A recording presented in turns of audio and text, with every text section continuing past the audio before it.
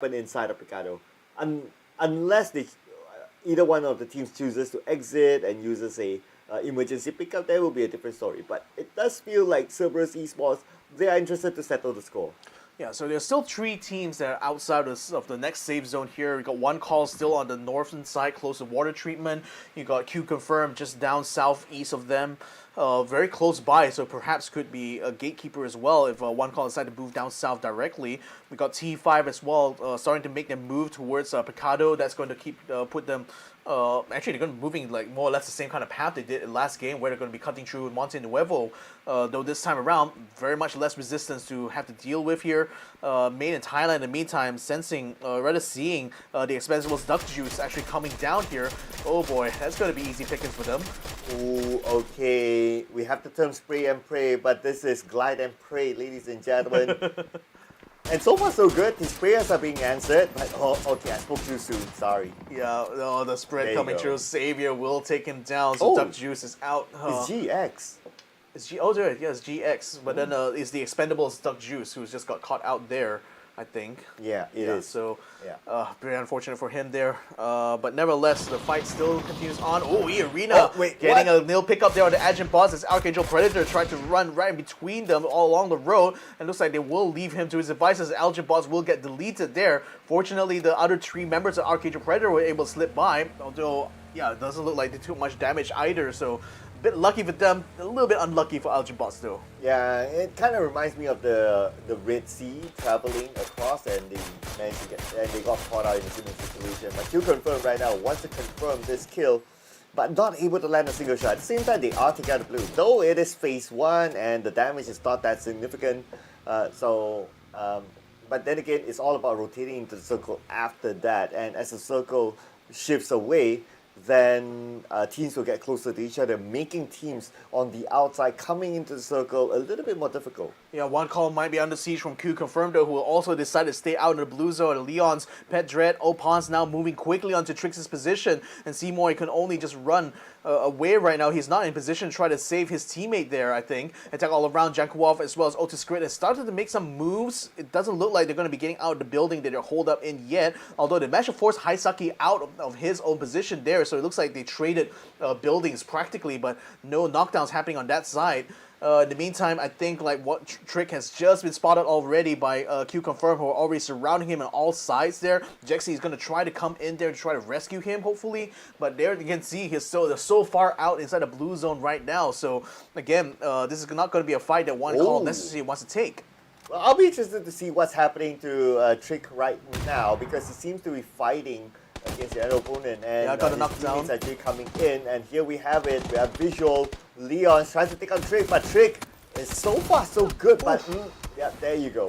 I mean, when you have so many crowded around, but again, to Trick's credit, he managed to get 2 knockdowns though on the 2 members who tried to confront him directly. So it looks like one calls Samoy as well as Chiburit is going to be joining in here to try to rescue their teammate here and hopefully head off both Leons as well as Opons, who was still on the ditch outside.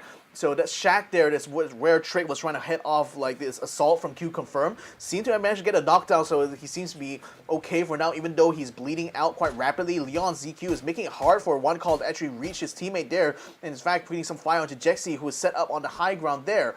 Now he's gonna try to wrap around the western side here. Wants to try to finish off. Wants to finish off the last member of the member of one call, which is Trick. But then Chiburit tries to go in for the rescue. Didn't quite get the knockdown he was looking for there. He gets knocked out instead by someone else from one call. You know what? I'm worried for these 2 teams because we are entering phase 3 soon, and the blue zone damage obviously will be higher. I worry that these 2 teams will be eliminated by the zone at some point. So this fight has to end quickly. Well, they still have plenty of health kits, at least on the one call side. Now they're sending frag grenades down to try to clean up house here. QConfirm, they thought they could try to take this fight here, but it seems like it's all collapsing rapidly for them as Opons gets taken out by Chiburit. So that's a good shot there by one call. Now they've wrapped things up. They can now proceed to the safe zone here, and it's going to be great news for them.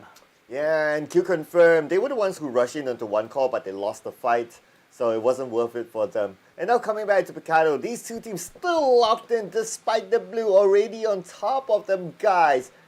It's time.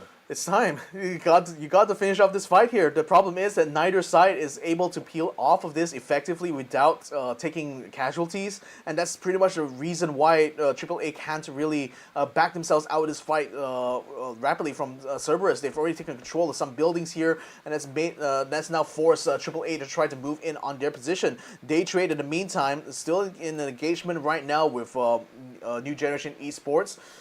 But then it seems like the neither team's collapsing on each other because they're still in the middle of this safe zone here. Autoscrit now trying to scan on the upper floors here. They still trying to keep the siege going onto Haisaki here. They both exchange buildings, but then now AAA is back onto the same building they were in before, but they know that Haisaki is in one of these floors here, so they are going floor from floor, staircase to stairwell, trying to spot him out. I think they saw his head just popped up there, so Autoscrit tries to go for the shot, now pursues him into the room here, pops open the door, waits for him. Oh boy, watches out from the right-hand side, knowing that Haisaki is still there, doesn't quite have the jump on him quite yet. Oh, he gets knocked out as well. So him and Jack Kutuov will be taken out there. Cerberus has drawn the blood. Haisaki, this time around, Cerberus Esports winning the fight with 3 kills on the AAA.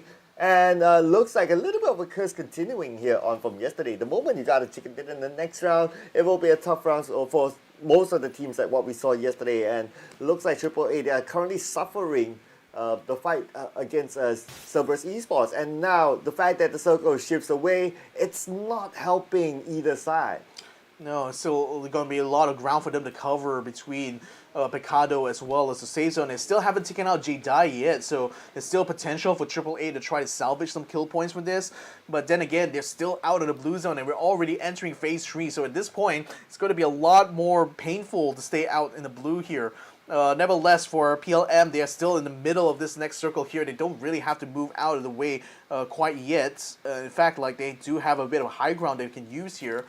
J-Dai, in the meantime, just consuming whatever he has right now in order to stay alive. Now we're going to be riding with eArena, who is, again, taking control over the south side here, trying to head up a fight that's coming their way from AAA, although, from AAP, though Arkangel Predator seems to want to try to pull away farther from where eArena is currently based at, while at the same time, Purple Moon is regrouping on the western side, so they might be setting up potentially to head off eArena should they try to collapse onto the position.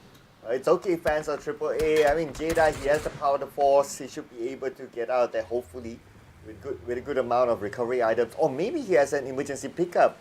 He just needs to find an exit and use it. But hey, there's another team. Okay, one call is passing by Picado. He's still going to take the shot. I was thinking okay, he hold on there, but no, he's trying to go for the kill points here. Can he get the second one there? Because Trick takes him out after his teammate got knocked out of his car there. So very unfortunate. It looks like the curse continues. The team that takes the first chicken dinner never having a good round in the second map. Yeah, continue on to AAA, unfortunately. I wonder what's happening right now to Cerberus Esports, but we should be able to get visual later on. Now we're focusing on to Enterforce 36 against GE, and GE with a high ground advantage. Enterforce 36, they can go in for the flank because GE doesn't have visual onto them, and now GE, Enterforce 36, they might want to settle this right here. It's going to be a tough battle, though, because, again, they can't rely on other teams really trying to pour fire on them, although Purple Boot is doing their level best, though, firing from across the field. And E36 seems to be pulling back towards Deva's position, so they're trying to get back to the border of the circle instead of pushing in from this direction here, feeling the resistance a little bit too high on this point here. And you also got UV being set up on the south side, so that could be potentially another pressure point coming in from the east here onto E36. And you were speaking about CES, they've only just now entered into the safe zone here coming in from western side. That's actually going to put them in the collision course with Daytrade, though, so we'll keep you guys posted if that's going to come to pass. But right now, Theerathon FIVE spotting Myth right on top of the hill there. Rossidet Jr. trying to get the shots. Yeah, this is going to be more like warning shots. Even if he gets a knockdown, we can see how rough the terrain is on the other side. Whoever who got knocked down will be able to still just crawl away into safety. So, and that's just more of like forcing them to use their utilities. Now the circle moved and a little bit of a shift to the left this time around, and that's good Oh. news for CS. But CS, look at the amount he's gatekeeping them. Yeah, Nagori got a knockdown on Tycon there as E36 pours some fire onto them, forcing them now to pull away, but that's going to run them straight into Daytrade Gaming though. So that's out of the firing pan and into the fire there. Another knockdown there onto Solo Z coming from Daytrade side. Duckmine now attempting to try to pull away from this. He's just having to just turn and run. Just run as far as he can, try to avoid as much fire as he possibly could, but then his teammates in the meantime just taking out one after another. How many more can they still afford to lose at this point here? This doesn't look good now as Duckmine gets taken out, and that's going to be the end. Oh, okay, 1, 2, 3, 4, 5, and Chibirit still alive after all those shots. Tanru will be kicking himself. He must be thinking that I should have been able to land those shots, but hey, you know what? He's still able to land a couple. I think that's good enough to just force his opponent to use utilities. Yeah, but one call is still good landing in the middle of nowhere. Really, there's no complexes for them to really take cover in. So they're still going to be finding it hard to try to defend a position here. Purple Mood Esports spotting Insight as he attempts to try to head them off a little bit by taking control of this shack, but that's also putting him under fire from Unicorn Venom, who is just close by. Arkangel Predators right now in an engagement together with Theerathon FIVE. They already got a knockdown on Hasawat, trying to send some smoke grenades and frags as well, try to finish him off. Matapon is attempting to try to get a revive, but is facing a lot of pressure here as the Arkangel Predator doesn't want to let Hasawat go. Ross comes over the hill, takes one down. Ewa Patrick tries to get through the shack right now to take on Pantapong, head to head there. Tries to go for the shot. Ewa Patrick, oh, 3 health. Got it down. He got him down just in time. Now to turn around and run though, because Will coming through the door is Tanadol to get some sweet revenge. And Tanadol in fact takes the last hit onto Alec as well, so they eliminated Arkangel Predator from the contention. And despite 2 knocks, actually T5, they still maintain the entire squad, and now they can take their time to reset because they still have part of the circle, and no other teams are close enough to challenge them. Moving over to Purple Moon Esports, they might lose Fluky here. Barbos as well as Thunders try to win the fight against UV, and this fight is by the edge of the circle. I can see the value of trying to win this fight because if they can do so, not only they get the loot out of Purple Moon Esports, but they also get a compound. A compound that can use to control the south side effectively, so that's why UV now is moving on to Purple Moon's position, but Purple Moon just sending all the grenades they could now to just obscure the vision, to just make it a hard fight for them from here on out. They got Smell still holding back somewhat, while Sapawa Silhi and as well as NBK are moving up to try to get hit them into the compound there, while still taking fire from eArena from the eastern side. At the same time, Zixi trying to get some opportunist shots there with the Mark 12, still hasn't quite found the mark yet, though the safe zone now is moving further and up northwards, landing on top of new Generation Myth, the Expendables, as well as one call somehow. Wow, pretty much a 50-50 here, but I do like the position of Made in Thailand as well as NGE. They do have the high ground, they are on the other side of the road as well, so they'll be unchallenged. But for the rest of the teams, especially on the southern side, Unicorn Venom, Purple Moon Esports, this has to end.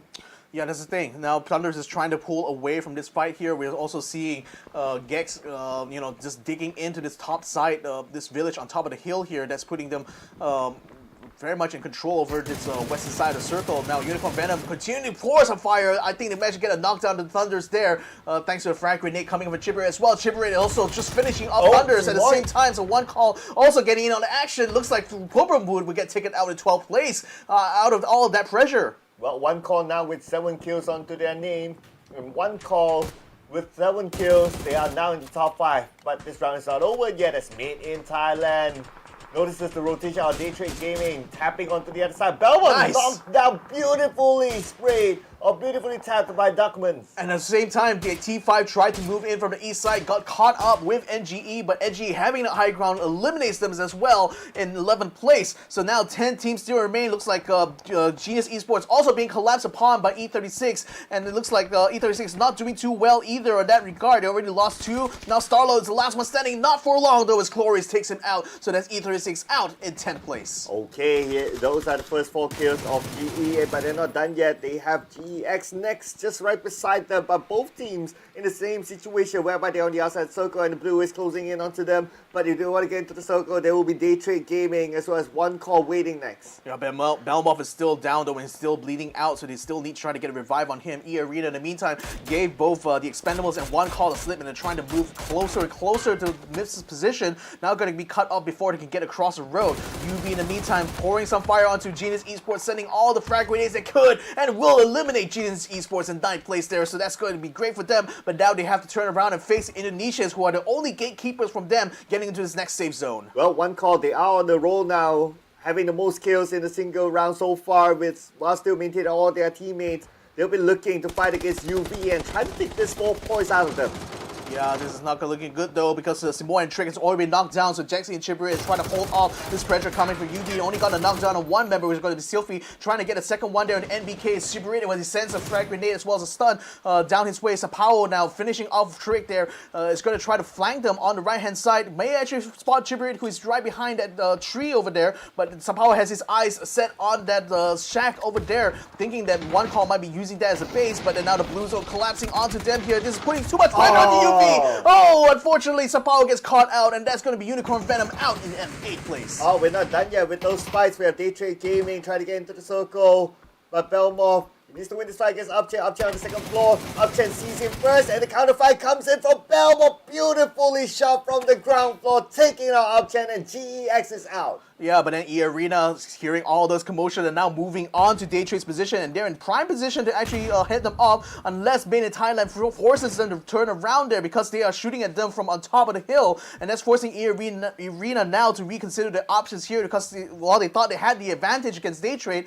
now they find themselves in the crossfire of 3 separate teams here, so they actually put themselves in a very bad position in the circle right now. Well, but on the flip side, Main in Thailand has one of the best positions in the circle with a compound, with a high ground. Can't really complain about that. And majority of the play area is on the right side of the road. So right now we can see Flash knocking onto Xsset, but I believe that's a long range shot unless NG wants to crash in, but I think looking at the distance, that's not going to happen. We're going to put focus on the southern side, whereby Daytrade Gaming is trying to find their way into the circle. Yeah, and on one call is trying to move up south as well, but got 2 knockdowns already. I think Chiburu is the last person standing now for one call, and that's a very precarious position for them to be in. Even though they had the high ground, they still have plenty of members of Daytrade Gaming just pouring fire onto the Belmov, though he'll get caught out on the side by eArena, still collapsing onto them at the same time. Now one call will get finally taken out there, but now Daytrade can focus on this fight against eArena. Okay, here we go. Made in Thailand. They're looking to steal away some kills here. Rogue is prepared with the long range and with the SLR, trying to find a good high ground angle. And Duckman's doing the same as well, shooting onto the other side, onto Daytrade Gaming, hoping to steal it away. And yes, a knockdown to Flash, but it's going to be Nurin securing that kill onto Shirby, securing the kill onto Nurin instead. Yeah, the thing is, Daytrade is still technically on the outside of the safe zone, so they still need to try to win this fight, but with the pressure coming from Main in Thailand, that's making it not impossible for Daytrade to just focus on their fight with eArena here. If anything, eArena can just kind of like sit back and let Myth do all the heavy lifting here, because it seems like Daytrade getting gate kept so heavily from the team up in the north side. Oh yeah, this is what Rogue has been looking for. The kill onto Flash, securing that point, and we'll see the next piece of circle soon. I guess it's very likely for us to see Myth as well as NGE still within the circle. But we have teams just around the outside. We have TE, the Expendables trying to get in, but they don't really have much cover. That's the thing. The only team that has plenty of cover is NGE, and they're still in the middle of that circle, but up on the cliff side. If this next safe zone actually moves them further to the west, that's going to put them in the line of sight of Myth right now. The Expendables had a bit of a tough fight actually coming into this safe zone here. Actually suffered a couple of knockdowns. It seems like they were able to get at least one of the members back up, but now they're under fire from eArena here. This circle still lands atop NGE somehow though, so they are still fighting their cliffside position very much in play, but then Myth at the same time still has a significant portion of their compound up on the high ground there inside this next play zone, so it's still working out for Myth in the end. I think at this point they're game to lose. Yeah, absolutely, and they still have a full squad, so manpower advantage to them as well. But for the Expendables, they don't have a full squad. They're on the outside of the circle. Looks like the current situation, TE might have the toughest are in the toughest position, arguably even for Daytrade Gaming as well. At the same time, we can see that Myth is moving in, they're getting closer and closer to their opponent, but they gotta be careful that NGE still has the high ground on the left.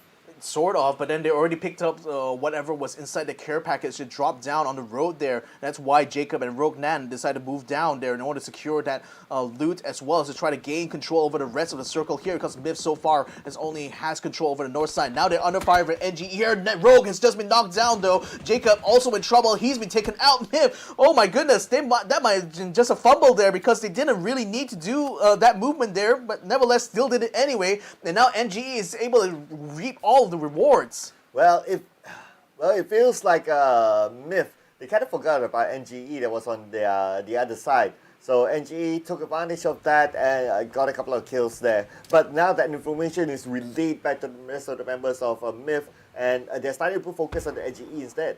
Yeah, Duckman's going to come down to try to get a revive there. In the meantime, still things are very tight for eArena. They're still technically within the safe zone here, but they're under pressure from the Expendables, as well as Daytrade still lurking around behind them. So they're not exactly secure on this western side of the circle here. Now that Biv has brought Jacob back up to speed, he can continue to try to head up NGE here, unless things are going to be falling apart rapidly for eArena. 2 knockdowns already on Lyrics, as well as KM99. But then Daytrade tries to capitalize, gets taken down for the efforts though. Zixi with a double kill. Okay, now we see the next phase of the circle. We still have one more phase before the circle closes entirely. But for TE, they're going to put pressure onto EA. Will the molly land? No, the nade as well. The vehicle blocked their view, but EA still eliminated by TE. Yeah, just the gunshots coming in the end, the headshot coming through from 777 that actually picked it up there. So now TE takes control over the southwestern side of the circle. The next phase of the circle though takes a high ground away from Thailand, takes the cliffside sort of away from NGE, although they still have a ditch they can use to head off any battles. But still, Xsset is going to try his very best to lay down fire over on top of the smoke that they've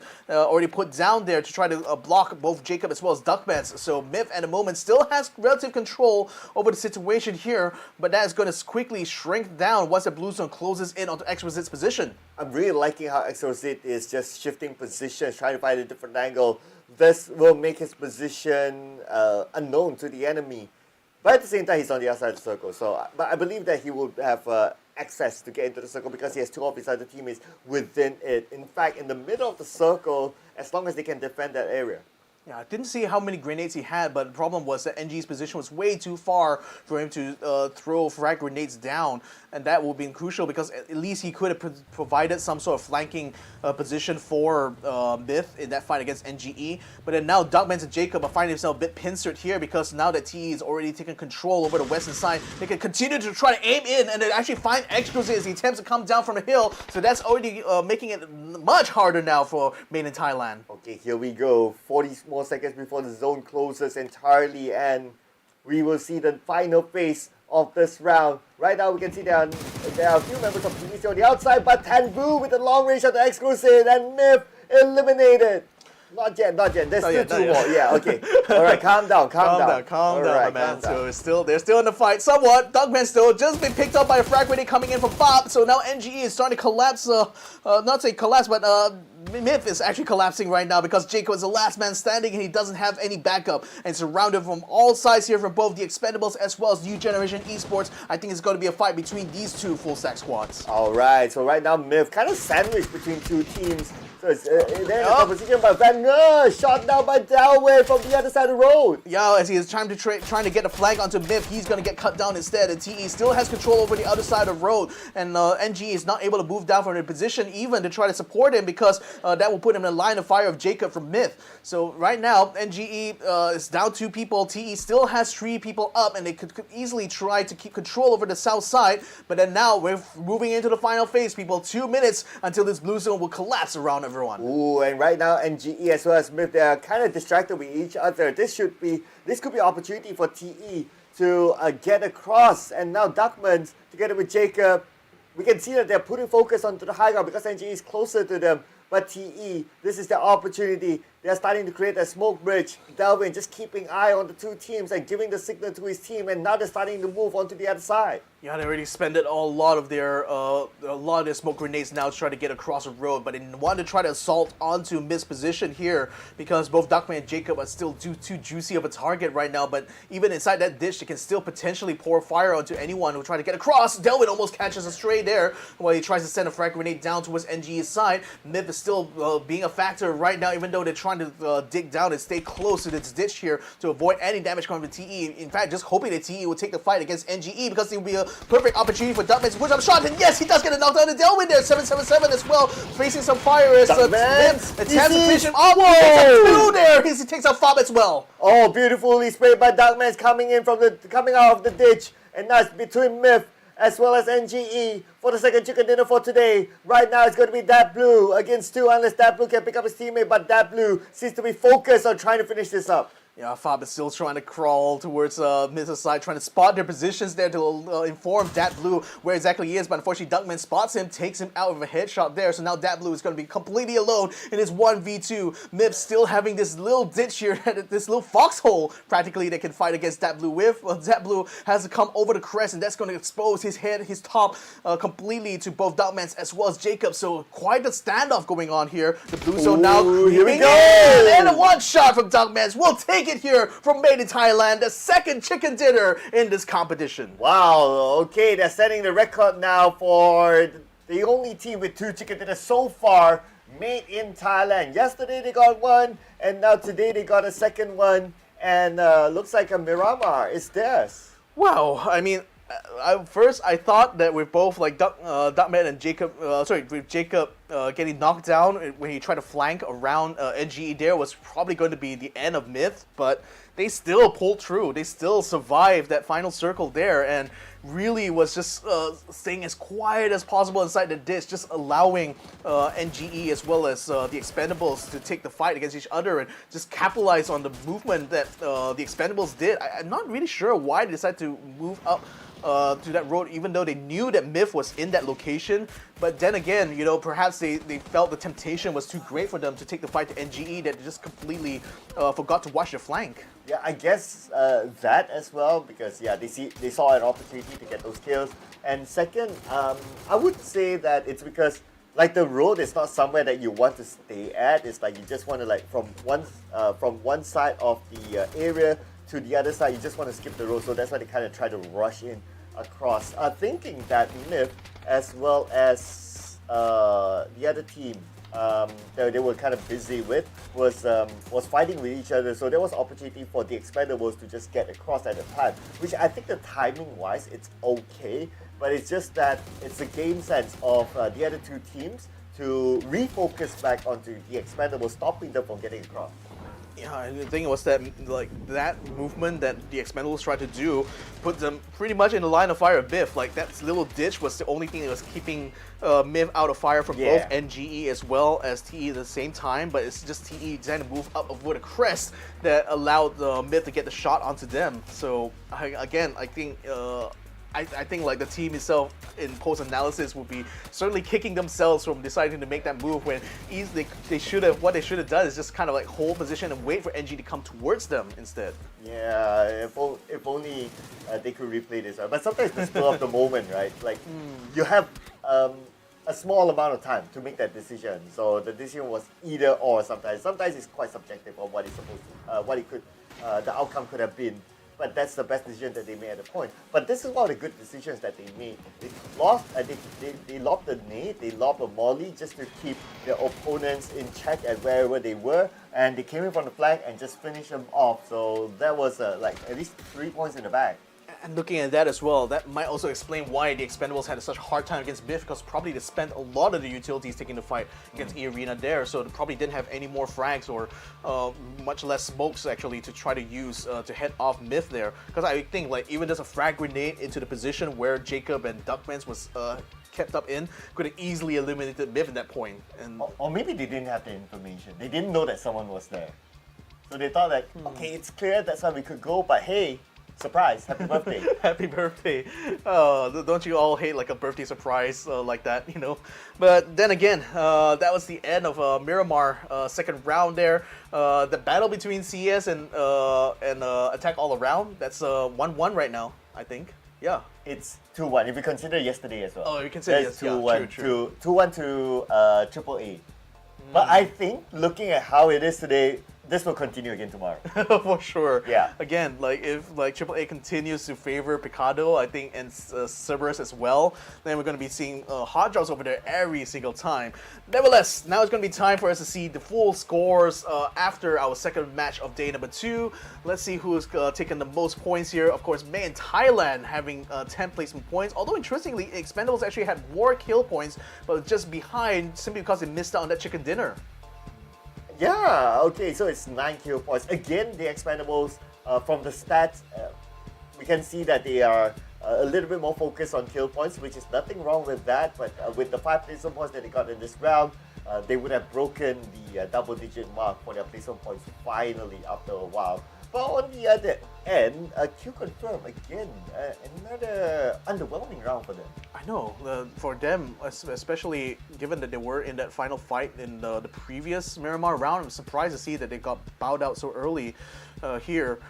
So other things I can kind of like point out here as well is that NGE, didn't really, couldn't actually nail a lot of kills during their time in that final fight there. So that kind of allowed them to lose out in points compared to the Expendables.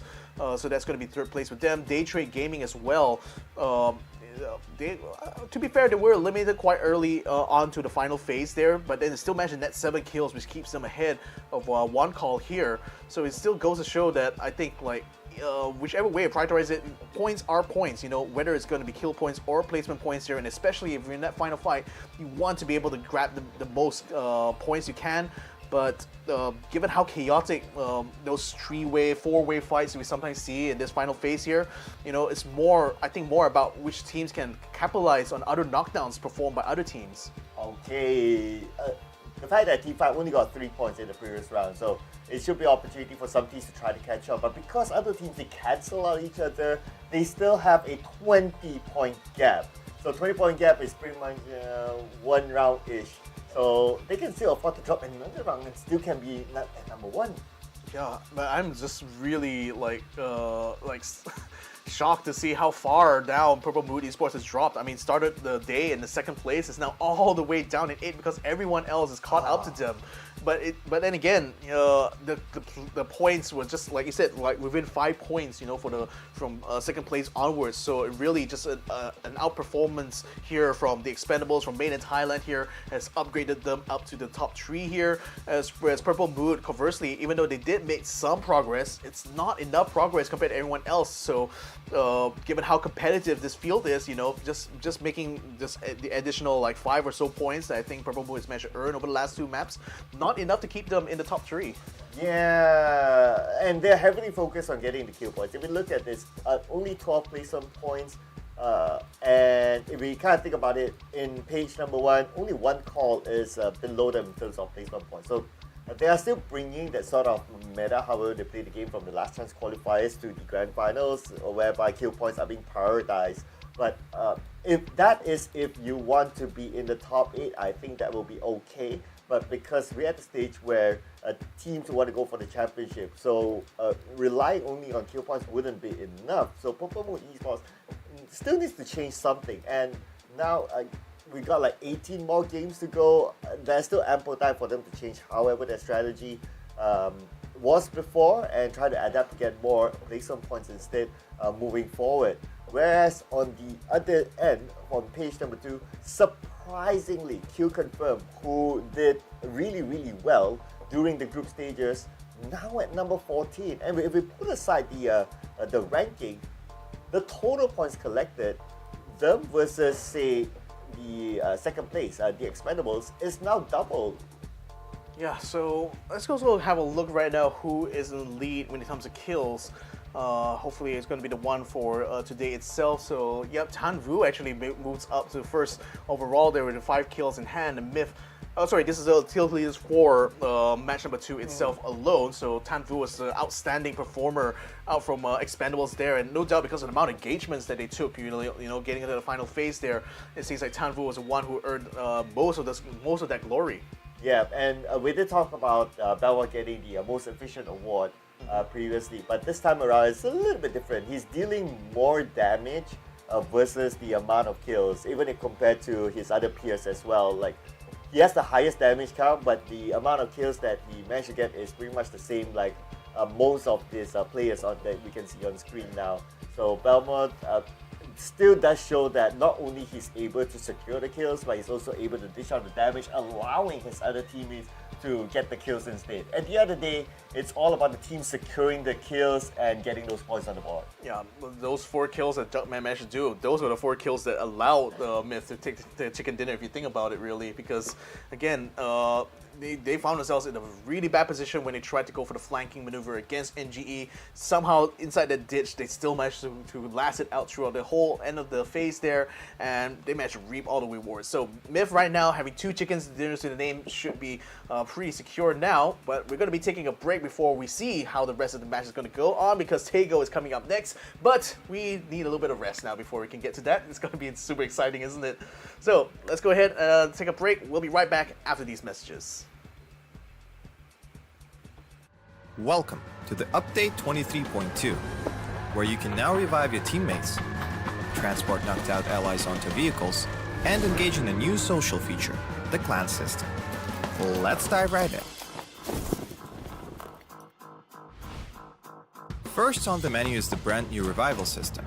To reduce frustration during squad play and promote diverse strategies in normal matches, you will now be able to revive your fallen teammates. Just retrieve the blue chip from their death boxes and register it at one of the transmission towers scattered across the map, or through a wireless transmitter item obtained through farming. They can then rejoin the match via a respawn plane that flies once per phase. Note that this feature is available only in normal and custom matches on Arkangel, Miramar, and Destin. Next, we're introducing a new DBNO feature, allowing you to carry knocked out teammates and place them inside vehicles. This addition provides players with an alternative way to evade danger without having to only abandon or revive your teammates. We are also finally ready to unveil our new clan system. Create or join a clan, play matches, and earn XP to level up your clan. As your clan levels up, you will be able to upgrade your clan tags. Not only that, but you can also earn a BP boost by playing with your clanmates. Definitely worth. And as always, make sure to check out the patch notes for all the details. Update 23.2 has plenty more in store this month, including a DBNO rebalance, general lobby UX UI improvements, a slight buff to the Ace32, and more. Starting with this update, prepare to become your team's hero, transport teammates to safety, and establish your own PUBG Battlegrounds clan for double the excitement. And we'll see you on the Battlegrounds.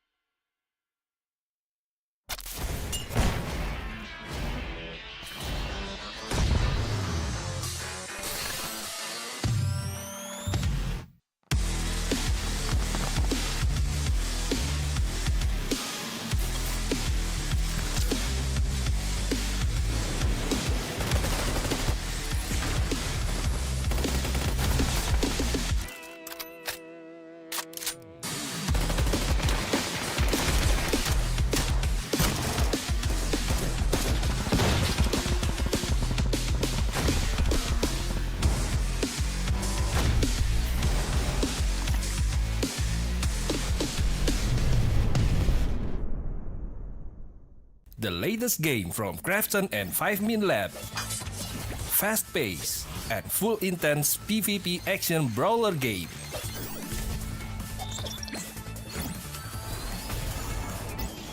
Use your best combo to send your opponent to the lobby.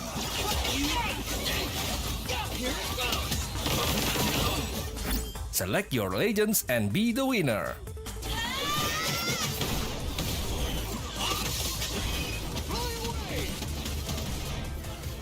Pick the mode that suits your fighting style, from 1v1, 2v2 to Battle Royale. Available to download and play free on Play Store, App Store, and Steam.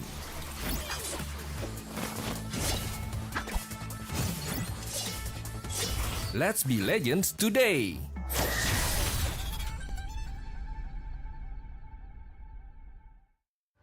Welcome to the Update 23.2, where you can now revive your teammates, transport knocked out allies onto vehicles, and engage in a new social feature, the clan system.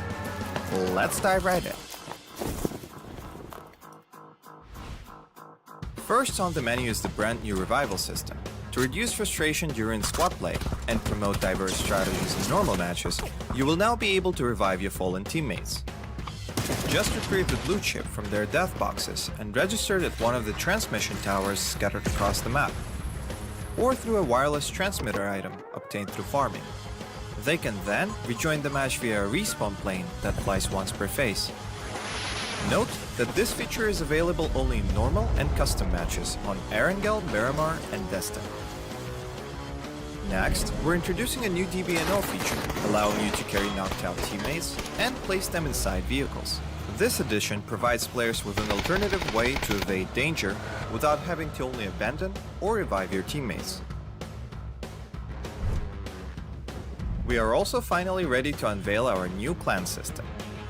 Create or join a clan, play matches, and earn XP to level up your clan. As your clan levels up, you will be able to upgrade your clan tags. Not only that, but you can also earn a BP boost by playing with your clanmates. Definitely worth. And as always, make sure to check out the patch notes for all the details. Update 23.2 has plenty more in store this month, including a DBNO rebalance, general lobby UX UI improvements, a slight buff to the Ace32, and more. Starting with this update, prepare to become your team's hero, transport teammates to safety, and establish your own PUBG Battlegrounds clan for double the excitement. And we'll see you on the Battlegrounds.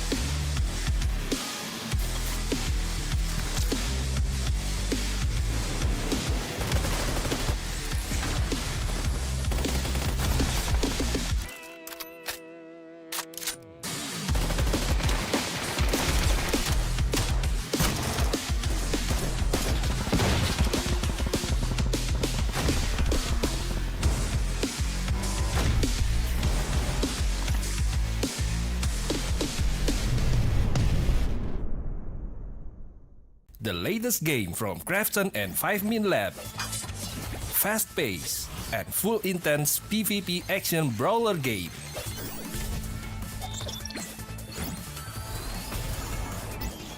Use your best combo to send your opponent to the lobby.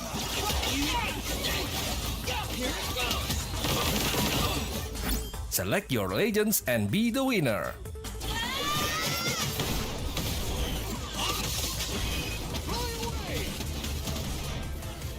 Pick the mode that suits your fighting style, from 1v1, 2v2 to Battle Royale. Available to download and play free on Play Store, App Store, and Steam.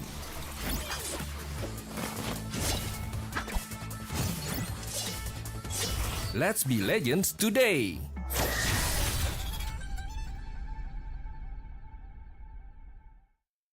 Welcome to the Update 23.2, where you can now revive your teammates, transport knocked out allies onto vehicles, and engage in a new social feature, the clan system. Let's dive right in. First on the menu is the brand new revival system. To reduce frustration during squad play and promote diverse strategies in normal matches, you will now be able to revive your fallen teammates. Just retrieve the blue chip from their death boxes and register it at one of the transmission towers scattered across the map, or through a wireless transmitter item obtained through farming. They can then rejoin the match via a respawn plane that flies once per phase. Note that this feature is available only in normal and custom matches on Arkangel, Miramar, and Destin. Next, we're introducing a new DBNO feature, allowing you to carry knocked out teammates and place them inside vehicles. This edition provides players with an alternative way to evade danger without having to only abandon or revive your teammates. We are also finally ready to unveil our new clan system. Create or join a clan, play matches, and earn XP to level up your clan. As your clan levels up, you will be able to upgrade your clan tags. Not only that, but you can also earn a BP boost by playing with your clanmates. Definitely worth. And as always, make sure to check out the patch notes for all the details. Update 23.2 has plenty more in store this month, including a DBNO rebalance, general lobby UX UI improvements, a slight buff to the Ace 32, and more. Starting with this update, prepare to become your team's hero, transport teammates to safety, and establish your own PUBG Battlegrounds clan for double the excitement. And we'll see you on the Battlegrounds.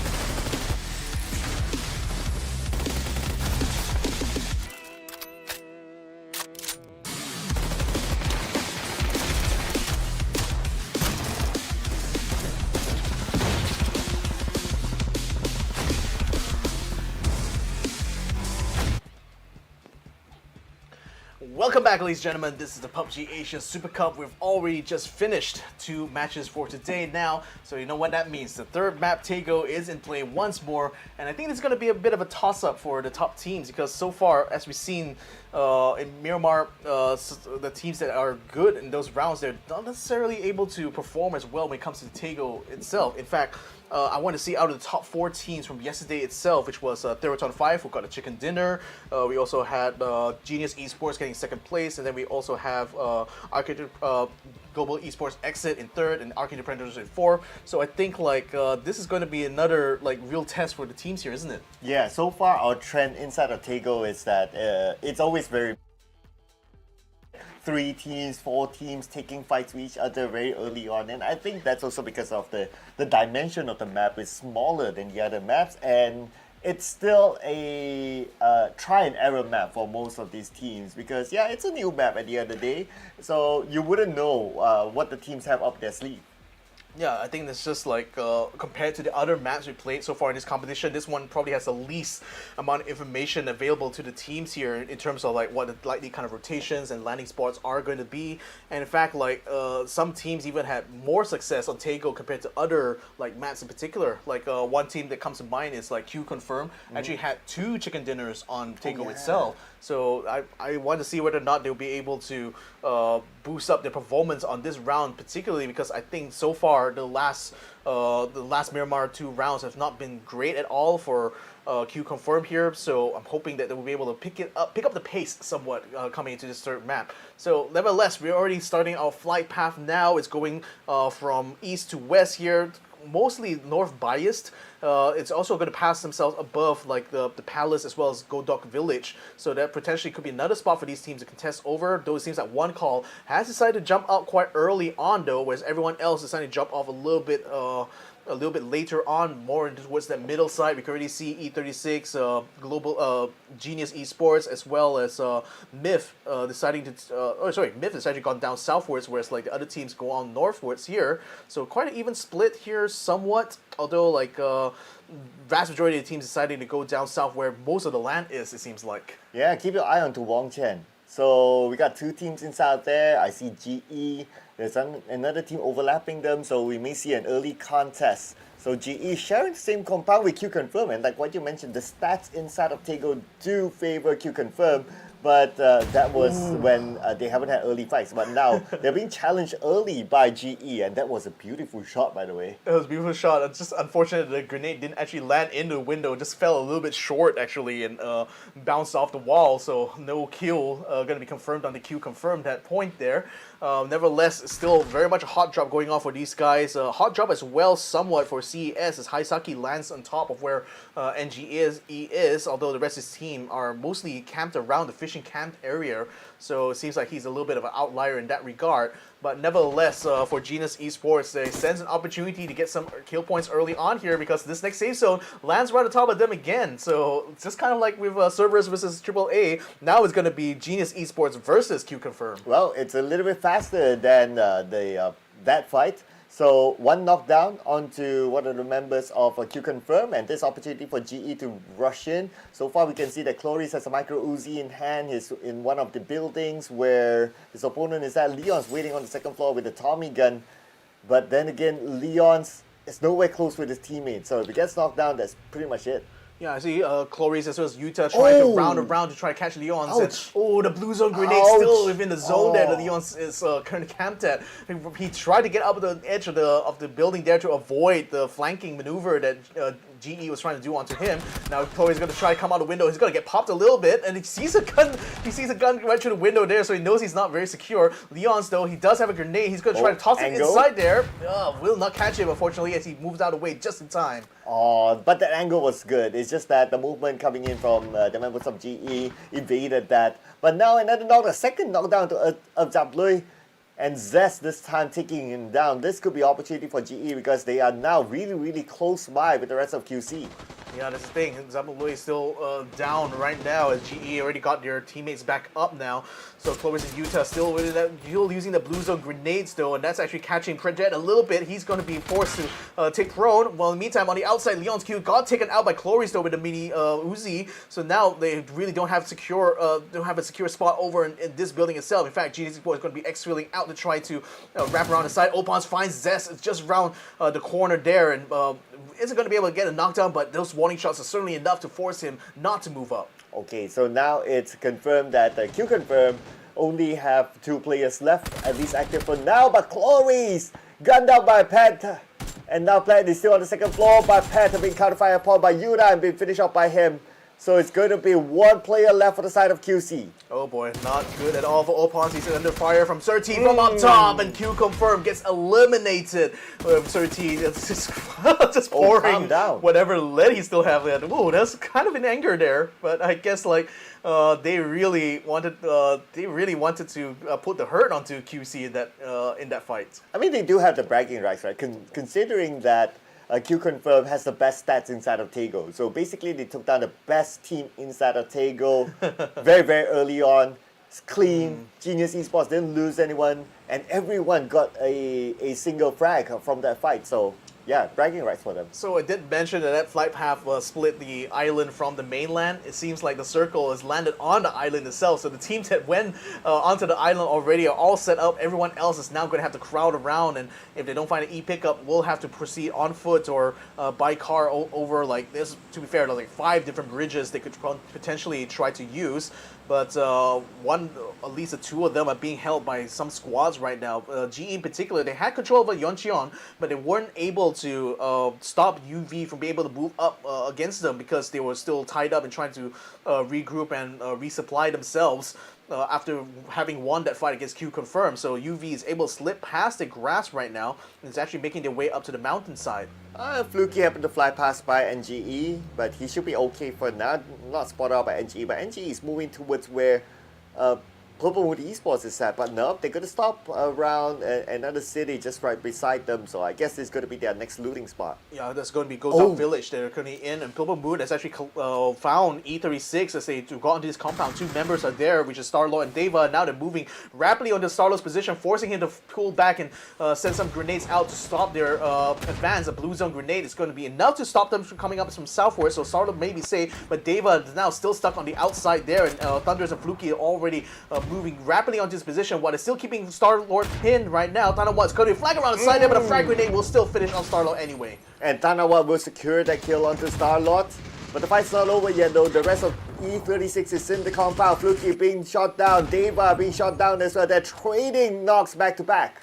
Yeah, they have taken control of the warehouse area, but the big open door is making it a juicy target now for the other members of E36 as they try to wrap around the compound to try to head out Flukies, but Sylphia also getting caught out as well, even though he managed to get the frag grenade, the Molotov onto Fluky to take him out completely, but then one last shot that come through the hallway there to take on SK1 will finish up E36, so they are out in 15th place. Oh, but now Sapao is moving in, so it looks like they want to be the third party onto Purple Mood Esports, and now they want to get those points in the back. T5, however, is overlooking that fight, and looks like they're not interested to take the fight. They're going to leave it onto Unicorn Venom.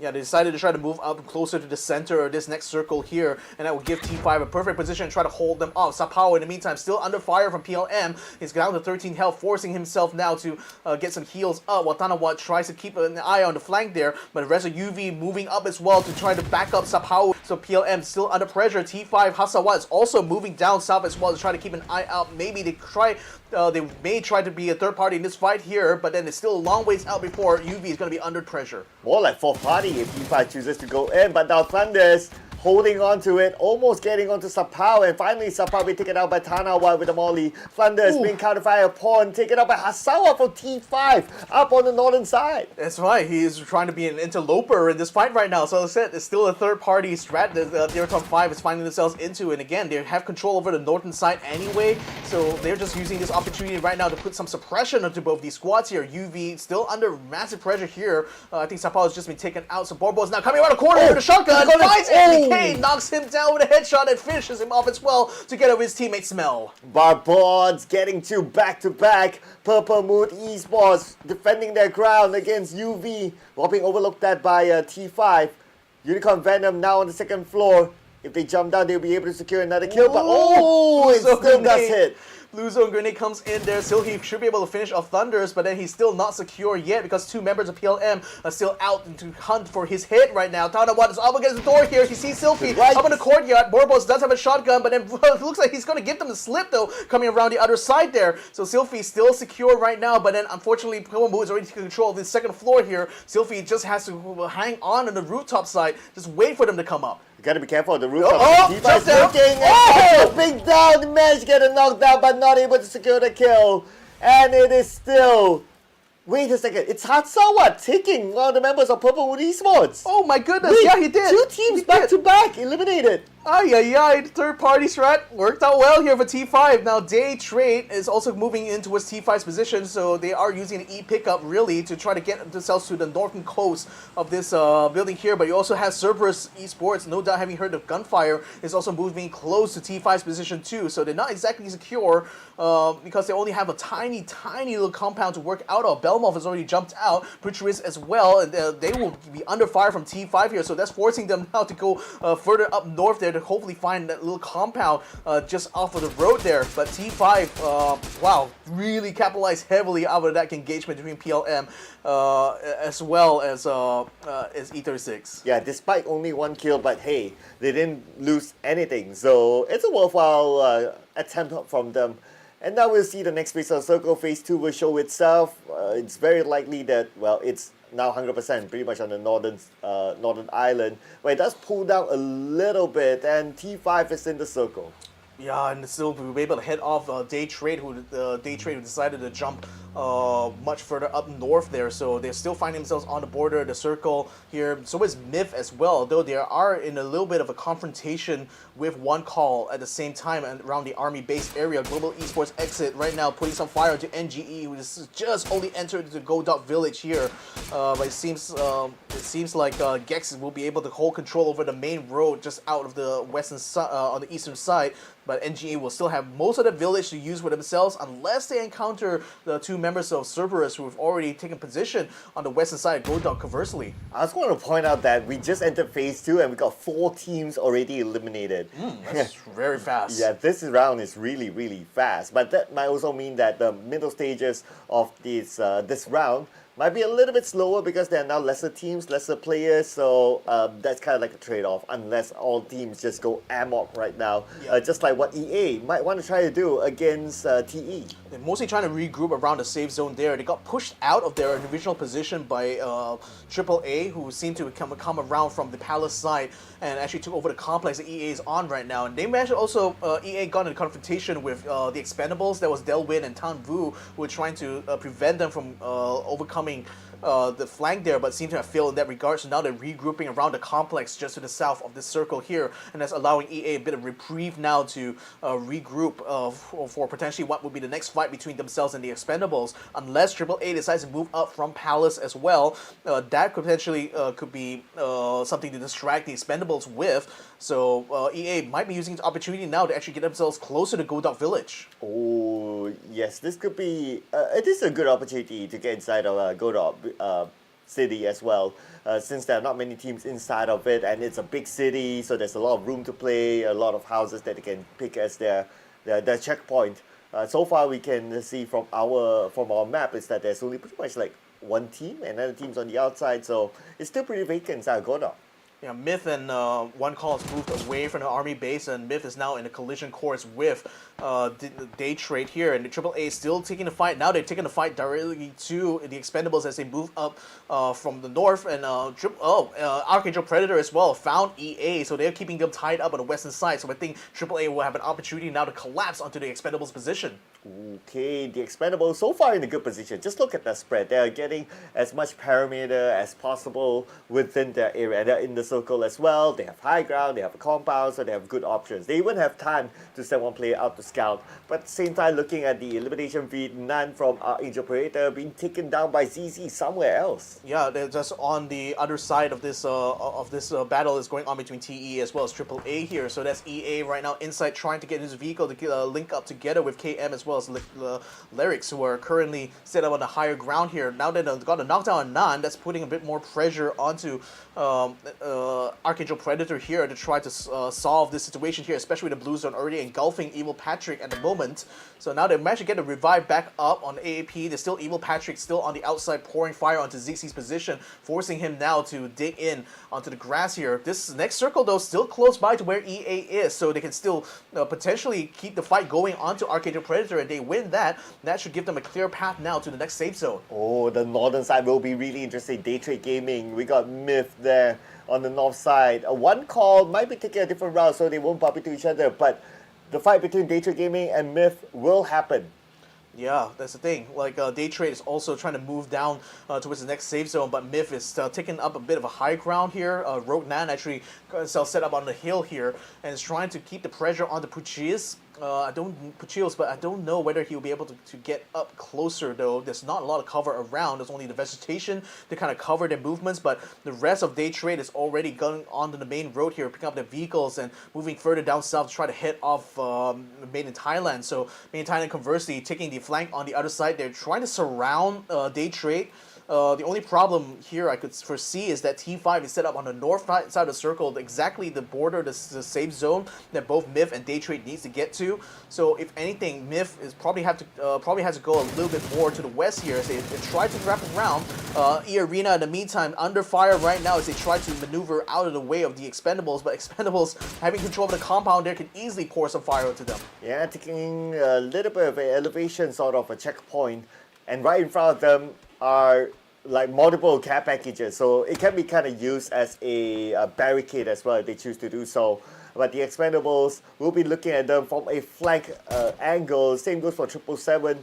So they have a good spread right there, having taken care of the perimeter around that area. Myth and One Call now in the collision course on the northeastern side of the circle here, though Myth is already beaten into the punch pretty much to get deeper into that safe zone here, whereas One Call is still holed up in this complex, and Jexy is holding at the moment, trying to get a knockdown to Myth, but it seems like they're able to give him the slip, so with that done already, they should be able to get by without taking too much damage, actually. Haisaki as well as the CES is also taking up, pick up an E-pickup for themselves, trying to get themselves a center of map where Gex is currently set up in. This could be a hot drop for them. Okay, just looking at where are they going to drop exactly. They're still traveling on the E-pickup and they're going somewhere on the right, but it looks like they'll drop somewhere clear. So it's A-OK for them. Yeah, Myth as well moved up to the eastern side there, so they will keep Genius Esports under fire, while CS actually has to move further down southwards. Thankfully, looking like a turkey shoot if they decide to drop onto the open field there anyway, but that's going to put them within firing range of Attack All Around, who is currently set up on the south side of the circle and already spots CES's position, trying to head them off. So now they're just pouring whatever fire they had here, unfortunately taking a lot of damage on their own there, because they don't exactly have a lot of cover, even though they have the high ground. Okay, let's see, will the high ground be good still? And we have one team right smack in the middle of the circle, and that's going to be GX with a compound. This is the perfect scenario for GX. Yeah, indeed. That's going to give them plenty of control around the main road as well as the center of this circle here. But you also still have GE having control over the fields, the paddy fields on the eastern side. That's where one call is starting to move up towards Myth as well. It's moving down from the south side, so could potentially pincer off GE from being able to move further inwards of the safe zone here. EA in the meantime still under fire here. CERBERUS Esports as well, still in contact with AAA right now, still struggling to try to keep them from making maneuvers against them. And right now the flanks is very much wide open for AAA to try to take this fight against CES. Okay, 777 knows that someone's just right in front of him.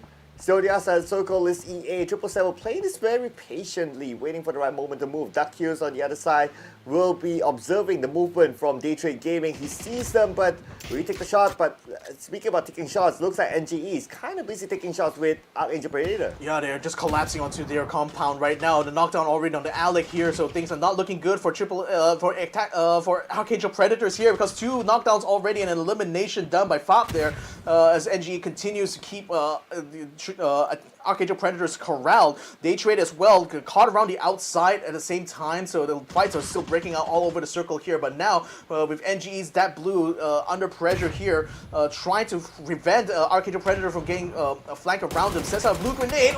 He's up on the staircase there. Only got the 1 knockdown, but unfortunately Nam was able to clean up house there and takes out NGE. Nice staircase rush in there, but we can see that none managed to get a kill of his own. Arkangel Predator looks like they're defending the ground well, while on the other side of EA, they'll be busy with TE coming onto them. Oh, nice shot there from Rossitent, actually, because NGE actually had 2 members to go up towards gold out there. That's been headed out by T5. The eArena, in the meantime, has been able to keep the Expendables away from those supply drops that just landed between them. So now they're trying to head them off before getting to this next safe zone here. So that's another fight breaking out on the western side. In the meantime, Area 310 has been quiet. Arkangel Predator has been trying their very best to stay alive there and seems to be able to keep NGE off their backs for now. But with EA still keeping the Expendables gate kept here, even though TE has the high ground here, the Expendables has nowhere to kind of like move into this next area without getting fired upon by eArena. And it's nice to see how eArena, they were on the outside of the circle, they overtook TE to get into the circle first, and now they'll be playing the gatekeeping role. But TE is not going to go down without a fight. They're trying to take the fight against EA, but EA, they have a good spread. 777 almost gunned down. Yeah, has to send out a frag grenade. He still has 2 in his pack, but so does Lyrics as well. He's sending it directly towards the Expendables' area there. Now, KM99 is still knocked down, so they're going to try to set up a smoke grenade in order to pick him up there. Lyrics is, while TE is just huddled up in this position here, still under fire from Gex as well, who can certainly see them within the sideline of the compound onto this battle between EA as well as the Expendables. So still sending whatever frag grenades again towards KM side to be able to finish him up there. Lyrics not able to get a revive. I mean, we're talking about TE. They're one of the teams that has the highest frags around. So right now, being counter-fire upon by eArena, the nade being tossed out by inside, will it land onto their opponent? The nade might finish off 777, still survive, but no, not for long, as Larix will finish him off. And while the commotion is happening, AAA as well is moving down to secure the border side, and that might cut off EA here, even if they win this fight against the Expendables, who are out in 9th place. So they're still under fire and under pressure here. Inside, unfortunately, is going to have to be left behind a little bit there, while Larix is still trying to get his heels up. But those are the 2 many members now. Only 1 left because inside has just been swallowed up by the blue zone. Oh, after winning that fight, their next challenge is going to be AAA waiting for them within the circle, gatekeeping them from the outside. And now we can see that the circle does move a little bit to the right, but who's still in the circle? It's going to be GEX. Yep, they haven't moved from that compound at all. You see Myth as well as Genius Esports currently fighting across the road here, and no knockdowns quite yet, although there's not a lot of like cover between them, and they're still under fire from one call as well as GX at the same time. And GX finds Lyrics on the outside of the blue zone and will take him out, taking the eArena out in 8th place. Now, Genius Esports still very much grouped around here. Surtees going to pick up a vehicle to try to get a flank around, but again, they're still under risk of fire coming from behind, coming from the western side from GEX. So it's not exactly the best place to take a fight here, I feel. Yeah, it is not. It is not. But I don't think they have much of a choice right now. The team seems to be gatekeeping them. Let's see what other options they can find for themselves. But for GX, they'll be happy with the compound. They don't really need to move. But the trade-off is that because they're in the compound, they don't really need to move. That means that their opportunity of getting kills are a little bit lesser than the other teams. Again, it's the only compound I can see here that is inside this circle. So really, GX has scored themselves a perfect position here to control this circle. While in the meantime, Myth is trying to pull back away from Genius Esports. The problem is that attack all around is still hold up behind them. So no matter how far they push back, they will still come under fire from the other from attack all around from the south side either way. So they still have to figure out which fight they want to take instead. Do they want to continue fighting against GE here, or perhaps try the chances with AAA, who still is on the border, on the edge of the circle, though now the blue zone is already closed in around them here. So that's going to further limit whatever options. And oh boy, that circle is still landing far northwards of Myth. Still means that they are in the most insecure position out of most of the teams here. Oh yeah, absolutely. And plus, the circle is majority on the upper side across the road. But for GX, they do have a checkpoint if they were to cross the road early. And just across of them is like a small shack that they can park themselves there. I wonder when they'll make that move, or do they want to still stay at that shack and try to secure kills from the long range? I don't know. Either way, it doesn't look good. And NGE getting caught out on the outside as Pantopong finds his mark there onto Hakai, getting the knockdown there, forcing Van Ung to try to get the revive there. And they're still in no man's land practically, and again, they have to watch their angles because they don't want to expose themselves to GX, who's literally right next door to where that piece of cover is. Now, grenades coming out to attack all around as Myth now tries to collapse onto them and tries to get a knockdown. Ooh. Does get the knockdown on 2 members of AAA. Now, Equiluzia is trying to get sort of return fire onto Ekrosin. Will not get the shot though as Ekrosin finds him with the SLR. Well, at least a decent finish for a team who just got a chicken dinner this time around at number 7. And right now we can put focus onto Myth because they need to get into the circle. NGE is just behind GEX. They are, really. So, but the thing is that they only have that single rock for cover. They can't quite maneuver out there unless they risk fire from GX, which Van finds out the hard way, though, as he gets knocked down. Oh boy, this is looking bad for NGE as he will get removed, and Hakai will be the last one standing for NGE. Regner gets taken out by Xavier from GX. Now they're starting to rake in those kill points. There's still more for them to take in. They just need to find a good angle against Hakai. Hakai is still holding it on. Is Hakai going to go in for the option of denying side to the blue, or will he try to take the spike? Right now, we can see that Hakai does not have a vehicle. Clear shot for Leo onto Hakai. Hakai damaged enough, and the zone will take him out. Oh, at least not conceding a kill point is like crucial here, I think. But Gex misses out on that so far. In the meantime, Myth now moved up from the south side here. They're operating in the collision course again with Genius Esports. Again, they weren't able to push them off first. Now they're going to have to go for round 2 here, and it's going to be across the road. Gex is still having the compound in play. The one tiny bit of corner is still within its next safe zone, so Gex can still afford to use that as a base of fire here to control the other 4 teams. Ooh, and we got airdrops across the road from the side of GX, so GX can use that as cover as well, and it's like a whole line of air supplies that they can use to cover themselves from the high ground. I mean, T5 as well might be in a position to try to contest them for those care packages. The thing is that One Call still has a good spot of, to pour some fire onto them. In fact, that's why Tanadol right now is stuck in one little shack just out in no man's land there, while the rest of his team is still stuck on the edges of the circle. Rogue Nan is still attempting to try to peek over the road there to try to spot positions from Genius Esports, but he's still not able to get a lead onto them. In fact, he's also watching out on the distance there because I think he might spot some members of T5 in the hills just way off of the distance there. So they can't exactly find a good approach to get to this next safe zone here, which actually moved even further away from them. Well, what didn't move further away from T5? It's a circle. They seem to have an easy entry into it. So looking good so far for T5, but can't say the same for the rest on the right side of the circle. At this point, we got 3 teams there. We got MIF, we got GE, as well as one call. Looks like they'll try to cancel on each other in their pursuit of getting into the circle. This thing, like MIF right now is stuck between a rock and a hard place, quite literally here, because either they want to try to take a fight against Genius Esports, who are dug in very nicely across the road, or they want to try to take the fight to Gex, who is dug in very nicely in their compound. So either way, neither side of the fight there looks good for MIF. They're just going to have to take the chances with one of these guys and really hope for the best. In the meantime, T5 has already moved down to try to take control over this next safe zone early on, whereas Gex is still holed up inside the compound, not wanting to let MIF go without a fight here, but that's putting them at risk of right now losing the care packages to T5. Yeah, T5 now has a better position, so whoever who moves in towards the care packages can be shot down by T5, but T5 will be putting a little bit more focus onto one call, because one call seems to be interested to take the T5 route into the circle. In fact, I think one call has also realized they lost initiative here in this next circle because they haven't moved out of their field since early on in this phase. So now they're only starting to get themselves to the border there, while MIF is having the blue zone crush up against their backs here, and that's going to force them into a move now into Genius Esports. Exclusive going to get knocked out. Ducksman's going to get rolled around here. GE just cropping up the kills one after another. MIF, I think, is going to be down to 3 people here. Glorious is going to get knocked out. Utah is just still trying to hold their own, but unfortunately, Genius Esports will handle them quite handily. And because of the commotion now, one call has moved into the circle, but there's still Zest for them to take out. Zest is still alive somehow. He's trying to pick up his teammate, but Zest finally named it down by Chimoy. 30, the last man of GE, to be taken out by Duckmans, and that is it. GE, only one left. Yeah, only one left, and he's just hanging off for dear life. One call and send Chippy to try to take control of the center there, but he's in the middle of a firefight that's going on between Gex as well as T5 as they exchange shots against each other, trying to get the throwables out as well. Smoke grenades littering all over this open field here, while the other side there, the pit,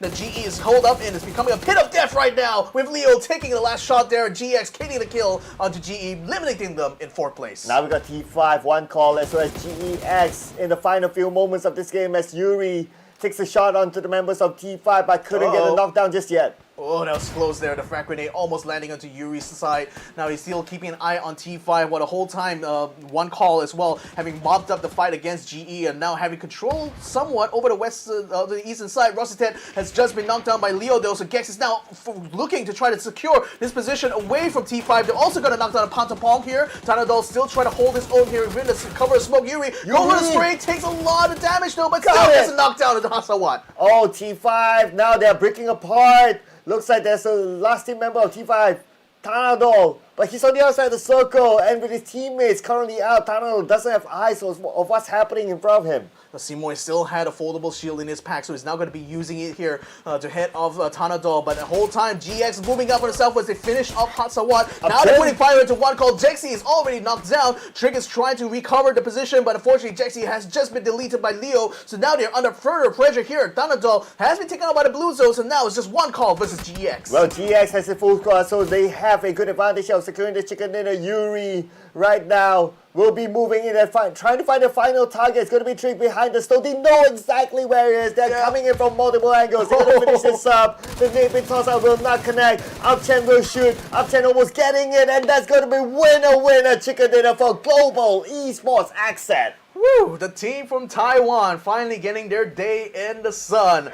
Well done here. You can see they're so elated to have them pull that off there, because again, they were in the best position taking control of that compound early on to win out this final phase here. And it was just a stroke of luck, I think, that the next subsequent circles still kept that compound in play, allowing them for the longest time to keep up to 4 teams under their thumb the whole time during that fight. So it's really like fortunate for them that like MIF got themselves taken out by Genius Esports. Otherwise, I think it would be in a longer fight for them to actually get this win. Well, what a round it has been for Tego. I mean, from the start till the end, it's just back-to-back action. In the great words of Gladiator, are you not entertained? This is This is why I'm loving this map. I know, there's just endless entertainment every time we come down to Tego here, but I think the nature of the map being a lot more compact as well, to your point, is what's allowing a lot more of these encounters to happen even early on.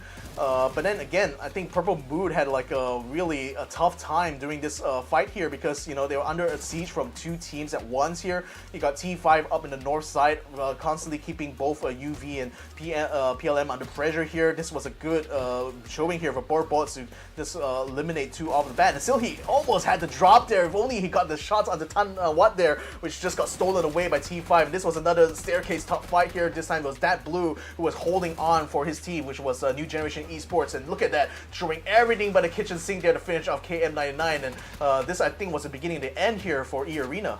Yeah, and towards the end, we saw that T5. Actually, T5 kind of got a easier entry into the zone because they were pretty much unchallenged. Most of the teams came from the southern side, so that's why we see on the southern side it's really, really colorful there. T5 just waited to the final few moments, at most taking long-range shots until they got involved with more fights. Yeah, and this was where Made in Thailand was really forced to push in onto GE, and unfortunately got themselves caught out in a very messy gunfight here in the middle of this ditch. And Global Esports Xsset just basically had to wait until the survivors popped up and just basically clean house after that. Then it really had the biggest threat for them was really T5, but they handled it so well. Getting the two knockdowns from the get-go pretty much meant that T5 was not able to hold the position too well. So once one call was the last team left standing against them, GX still had the full stack at that point, so they had the man advantage, they had the positional advantage even towards the end there, and I guess the rest of it pretty much wrote itself. Yeah, I kind of thought at the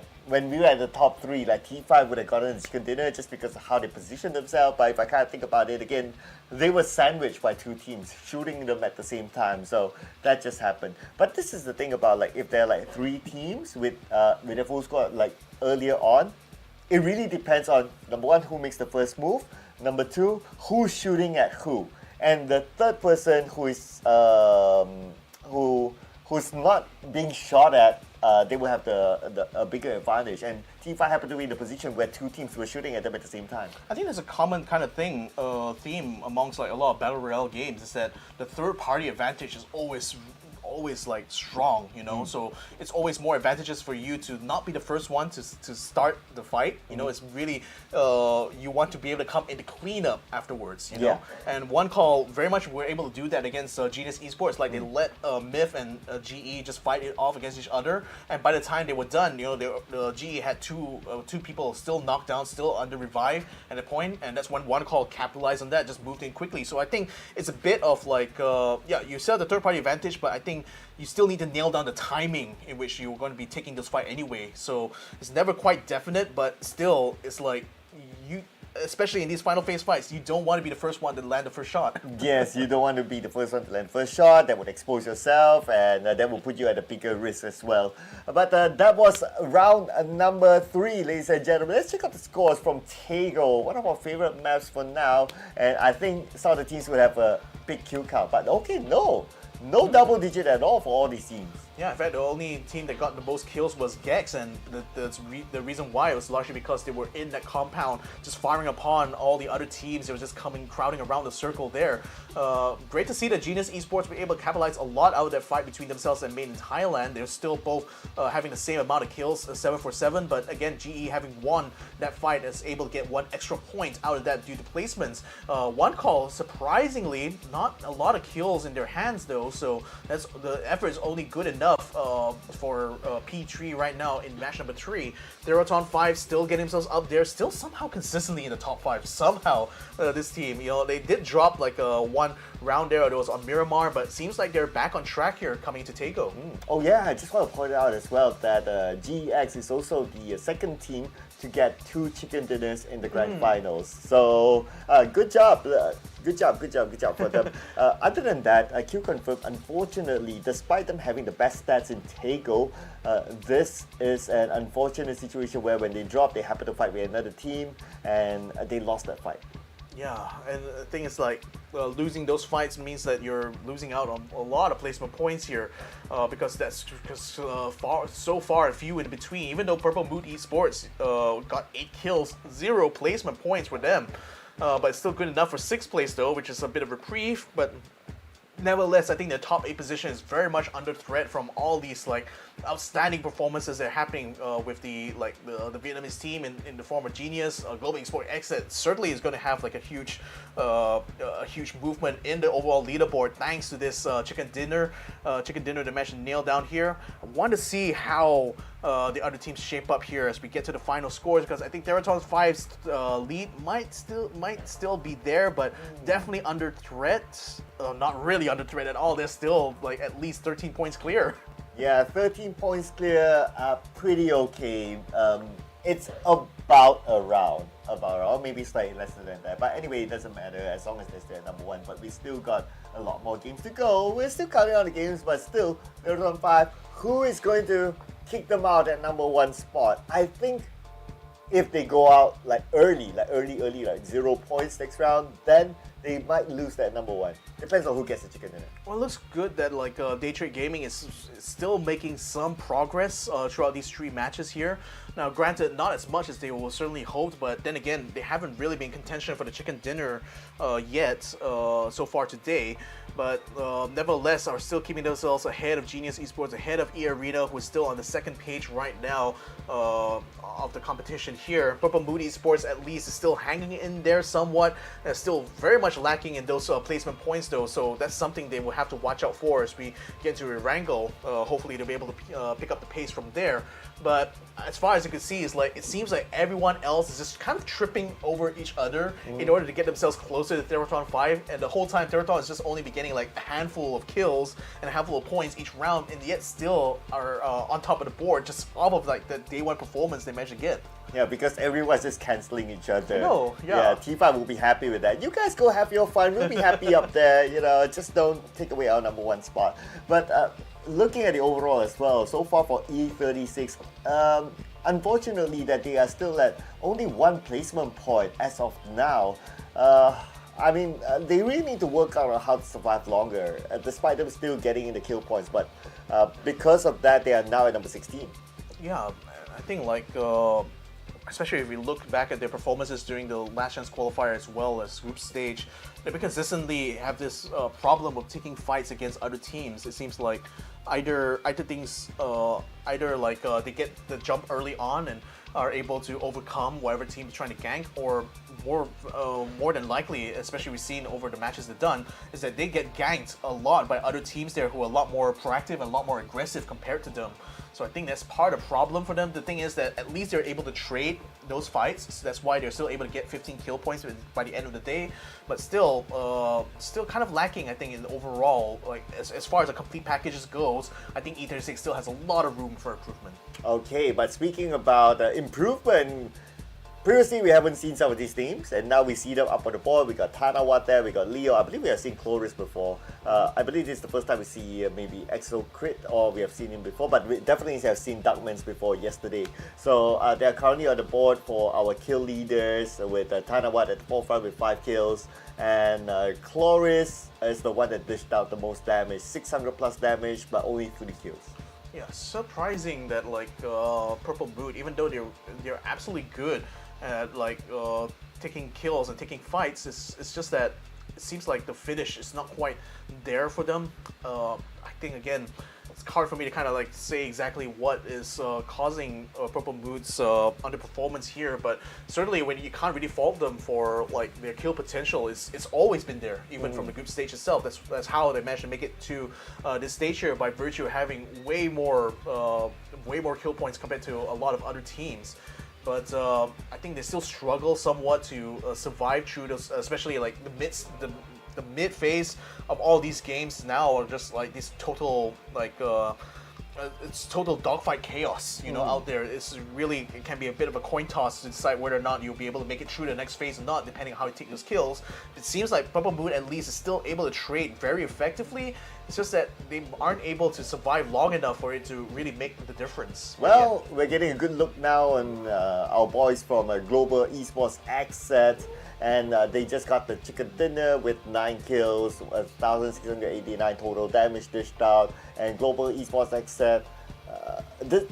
Overall, we can say that Thailand has been quite dominant in terms of getting the chicken dinners right now. They have surpassed the Vietnamese, but Global Esports Xsset, they're kind of like quietly climbing up now on second place with 2 chicken dinners on the board for themselves. I think if any team were to spring a surprise, it could be Global Esports Xsset.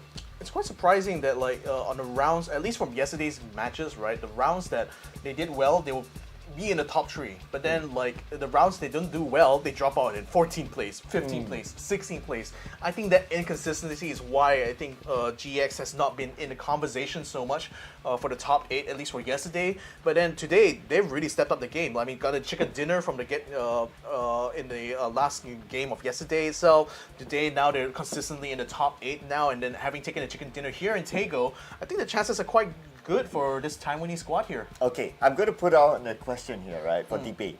Would you rather be a team that is consistent, or would you rather be a team that either you have a poor performance in a single round, and then the next round when you recover all the way?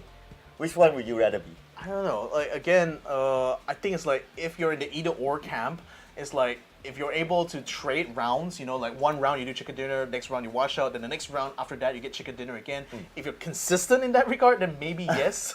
But I would say I think I would rather be in a consistent team anyway, because you know in the long run, that consistency is what keeps you up on top. So and if you're that consistent anyway, where you can some always finish in the top 8. If one of those rounds you get lucky enough to get chicken dinner, that's immediately going to put you like higher up compared to everyone else. So yeah, I would still rather be in the consistent team rather than the consistently inconsistent one. Yeah, that's a good point as well. I think being consistent as well, it keeps you in a good mood. Like the morale of your team is still maintained, rather than you have to go through up and down kind of emotions with your teams. Like, oh, we went out early and we feel bad, we sulk at some point. And the other one is like, yay, we go up. So it's like, it's very tiring to be in that sort of emotional roller coaster.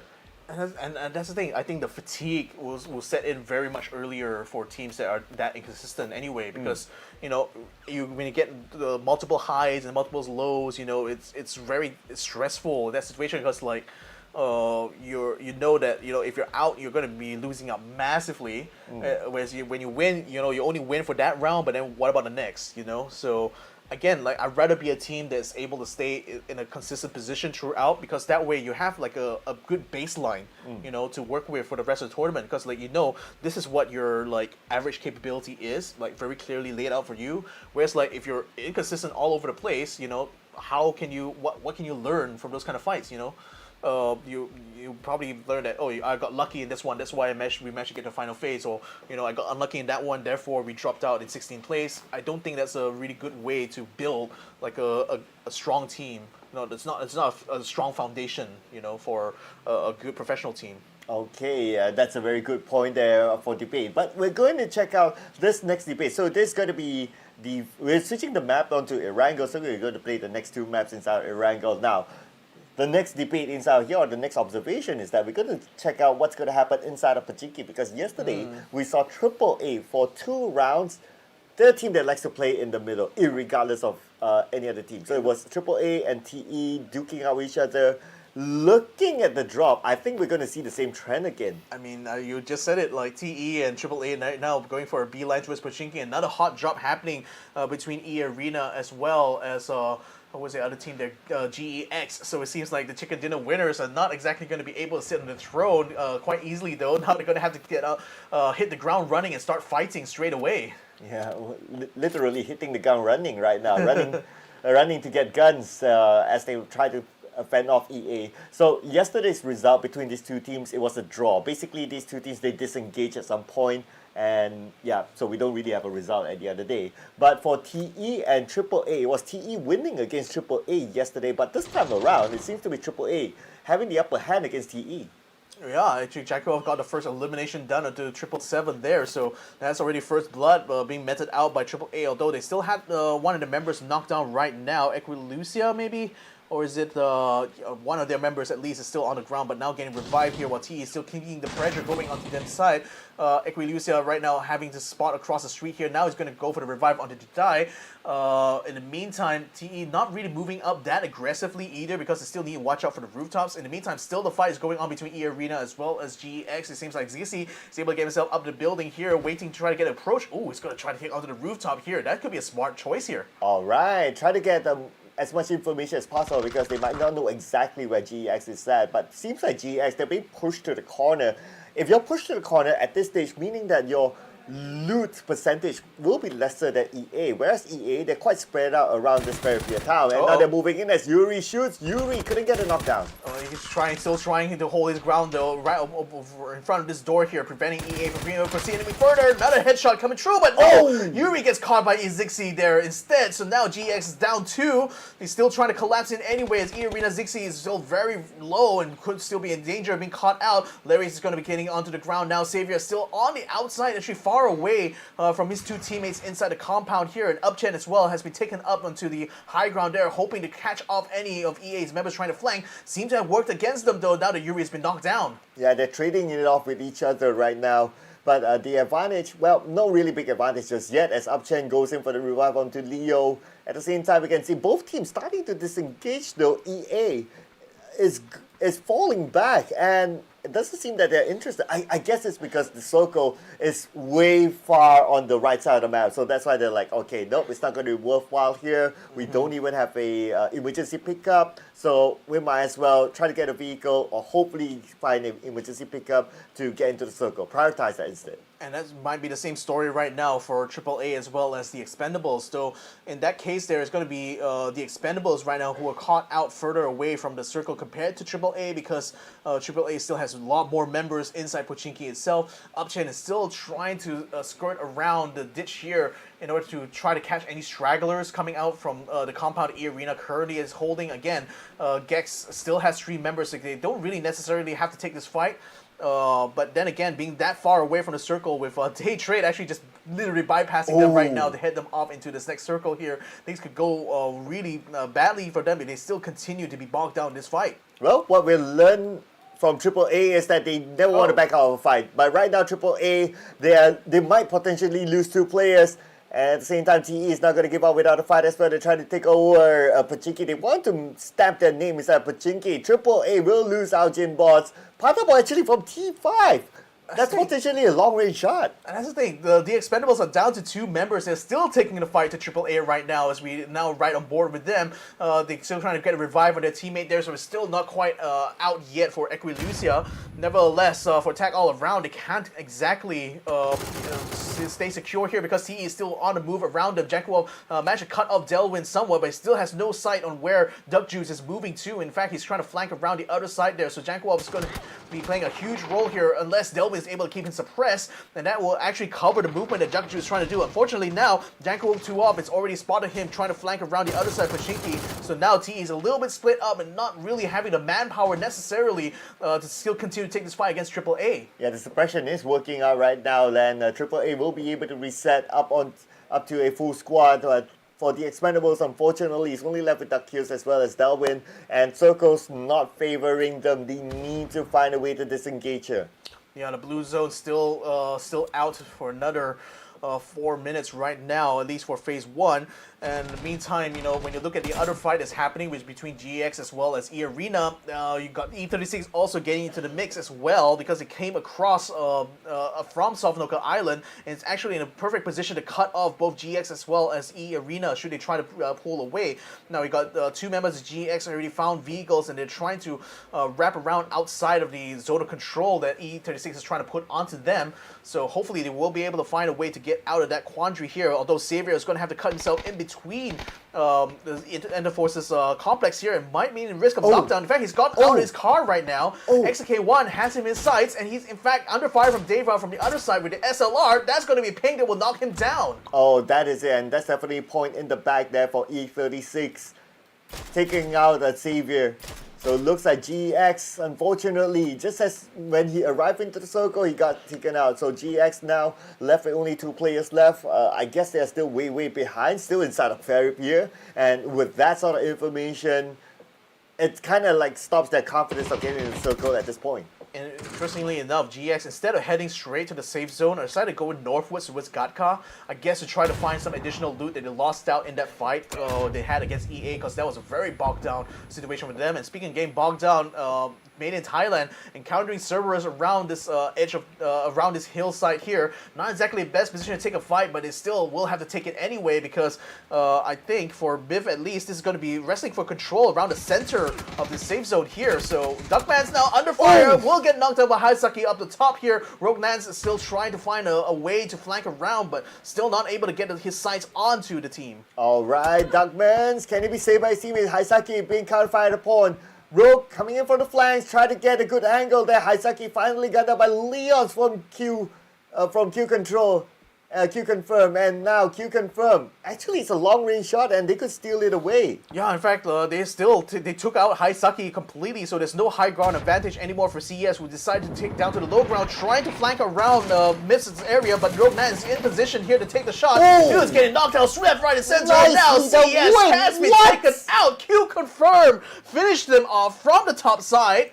Now Myth should be able to pull away from this unless he get bogged down, because Duckmans has just been knocked down by Fluky, just coming from the south side. That's a shot from PLM. Oh, just as when we thought the fight's over, but no, it's not. Now we have meet in Thailand onto Daytrade Gaming, but Daytrade Gaming is moving away. But kill confirmed. Advantage taken from afar, and no one was there to challenge them. Yeah, I can see that in the replay right now. There was a movement attempt by CES to try to flank around, but Bro Nance, he was ready. He was having his gun sights ready to get him down. Oh, Arkangel Predator trying to get his jump onto Hakai. Didn't quite make it work now, and Hakai can still continue to fire. Takes down Alec as well. Now it's just Nan trying to send some frag grenades to just hold him off here, but it seems like Hakai will be able to lead his teammate off, and AAP is down 2. Oh, Nan on the other side, but the rest of NGE, they're starting to move into this area where Lipovka it's called, and now Nan spots one now. He's going to pull the trigger, SKS in hand. He's the last man standing though, so you got to be trigger disciplined in this kind of scenario. And that's the thing, they're fighting on the coast right now, which doesn't really put them under threat from other teams, except that when they decide to move out of Lipovka, that's going to be UV around the corner there to mop out whatever survivors of this fight is. But who that survivor is, I don't think it's going to be Arkangel Predator, not with the movement that we're seeing from NGE right now, closing in onto Nan's position here. He's going to be in for a world of hurt. Oh, right now, I believe that Nan is just going to play for pleasant points. He's just going to stay put there. He starts a circle. There's still a chance that he can still get the next piece of the circle, so he's not going to do anything for now. Not for now, but if NGE forces his hand, perhaps he will be forced to fight. But at the moment, I don't even think they have necessarily a good idea where he's holed up in. In fact, I think I see most of NGE just holding back there, I think, to just finish off Evil Patrick, who's still knocked down behind there, but definitely far away that Nan is not going to be able to help him in any way, shape, or form. Good news for them, though. The next circle still lands on top of Lipovka, so they don't really have to move that far away as Evil Patrick gets taken out to the lobby. Oh, but the fight between TE and AAA looks like a disengagement here. TE still left inside of Pochinki. AAA, the entire squad has left, and they're going to rotate somewhere on the northern side back into the circle. But GEX, wait a second. Okay, we got... They went from Pier all the way up to Jogopu just to loot. They're going to tank a lot of blue here. Yes, it's still tankable, but they got to time it well. Yeah, that's the thing. I guess they're hoping to find an E pickup. That should be the quickest way for them to get to the next safe zone here. But if they don't, that's a lot of ground they still have to cover potentially in the third phase. Because the second phase is going to be done and dusted within 40 seconds now. We got Genius Esports now moving up towards the mansion here, actually catching a bit of stray fire coming from Unicorn Venom, who was set up in this ditch right here down south of the mansion. So they almost had an opportunity there to get knocked down. Doesn't seem to have come to pass though, unfortunately, as Myth right now locked in a bit of a battle going on between themselves and QConfirm, who had just entered into the safe zone here, now making a beeline to the prison to try to cut off Myth. Yeah, good old high grounds of prison. This is one of the prime positions, I must say. But on the lower ground, we can see a lot of run and gun here, or more like drive and gun. Daytrade Gaming just driving around Purple Mood Esports. Yep. Thunder way away. Thunders taken down. taken down while he was still trying to regroup with his team, in fact. And Daytrade, unfortunately, was forced in that position because Borbots and Fluky actually fired upon them. So that put them in the collision course directly with Thunder, which is so unfortunate there. But nevertheless, Daytrade will be able to take control over this shack here by the coastline and actually keep them safe and away from the fire that's coming from PLM. Although I do see that Van Ung from across the sea is actually spotting both Puchils as well as Belmoth and is still trying to get some shots onto them. Oh, Daytrade Gaming, right now they'll be happy with this corner. They managed to shoo away Purple Mood Esports. And now we can see that Unicorn, Venom, they have a good compound for themselves at the lower ground. They're not worried about the high ground for now. Not really too worried. I mean, again, they're splitting themselves up into two different complexes here. Oh, this is interesting from Daytrade. Just getting onto a swim, but I'm not sure where exactly he's going. He's actually closing up to where Belmoth's position is, so he's not exactly trying to use his water, I think, to get a beat. Man, he's just accidentally fallen into there, actually, now that I think about it. But nevertheless, Purple Mood is not really interested in keeping the fight going them. In fact, Myth is actually firing upon them right now, forcing them to rotate out of the way, and that's actually putting them in the collision course as well as two members of Daytrade decide to do the same thing, taking to the main road right now, going to be leading into the path where Tanawat is currently set up in. Fluky is going to have to stop the fight right now because Myth is actually moving onto the position at the same time while Daytrade is continuing to pour fire here. Tanawat is now keeping the fire going onto them, but it's not actually getting the hits that he's looking for. Yeah, he's trying to give cover fire there, but he does have a good side onto Nurins. Right now, Nurins just putting pressure on the rest of the team members of Purple Mood Esports, and they managed to get into the checkpoint safe and sound. But oh, no, it's not that safe as Belmont has an off angle onto them.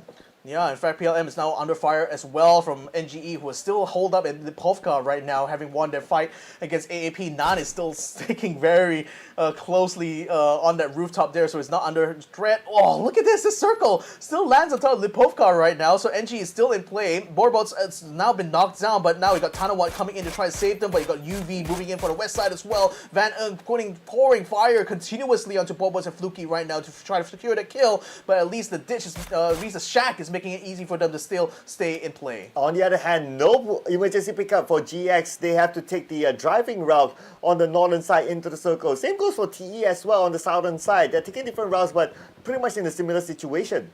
Yeah, still out in the blue zone here. This is now in phase 3, so it's definitely a lot more painful this time around compared to previously. Belmoth getting caught completely off guard there by eArena, who moved in from the south side, completely catching him down as the rest of Daytrade already moved up to the main road there. So they thought they had an anchor there. It's not going to be working out there now that Belmoth has been taken out. Rodan also getting knocked down as well. Tanawat now keeping an eye out for Daytrade's movement here because they're getting closer and closer to Purple Mood Esports' position here. Nice shot there so far, but then Tanawat not able to get the knockdown. Almost getting it, but now we can see that Myth will lose extra grade. Same goes for Nan from Arkangel Predator. He has been taken out, so Arkangel Predator, number 15 in this round. Long range coming in from Smelt. He smells what's happening on the other side, but he can't get a knockdown. Yeah, T5 moved in from the north side of Lipovka, and they jumped in there together with Myth, who as well trying to keep NGE under pressure here. So Theerathon FIVE now under pressure as well as Ender 436 tries to wrap around the western side of Lipovka. Has already got himself set up here, sending some frag grenades into the building there to hopefully cut off E36. But all four of them are here, ready to fight right now. XK1 sends a smoke grenade out, try to force him out of the position.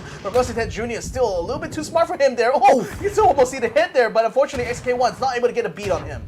Oh, he ducked on the right time. Starlord knocked down by Padapo. Oh, nice. Coming in, and that is going to be the end for E36. No placement points for them in this round, so their placement points remain as 1. Yeah, a fight now breaking out on the western side of the circle here as Genius Esports has found one call as well, firing upon them as Triple A actually joins into the Lipovka area here, now under fire from both T5 as well as Myth. That's going to be a lot of fire that J-Dye is going to have to fight through here, but two members of Triple A is still holding out by the coastline here while J-Dye is trying to find his way towards T5, keeping them flanked on the right-hand side. Ooh, 4 teams in the same area in the town of Lipovka, and there's a possibility that the circle might move on to Lipovka itself, because right now we can see that there is about 60% of water in this current circle, but in the esports mode, we definitely know that water will not be the final circle, so that it's very likely that the circle will move towards Lipovka after this. Jedi being shot at, but Jedi managed to retreat himself back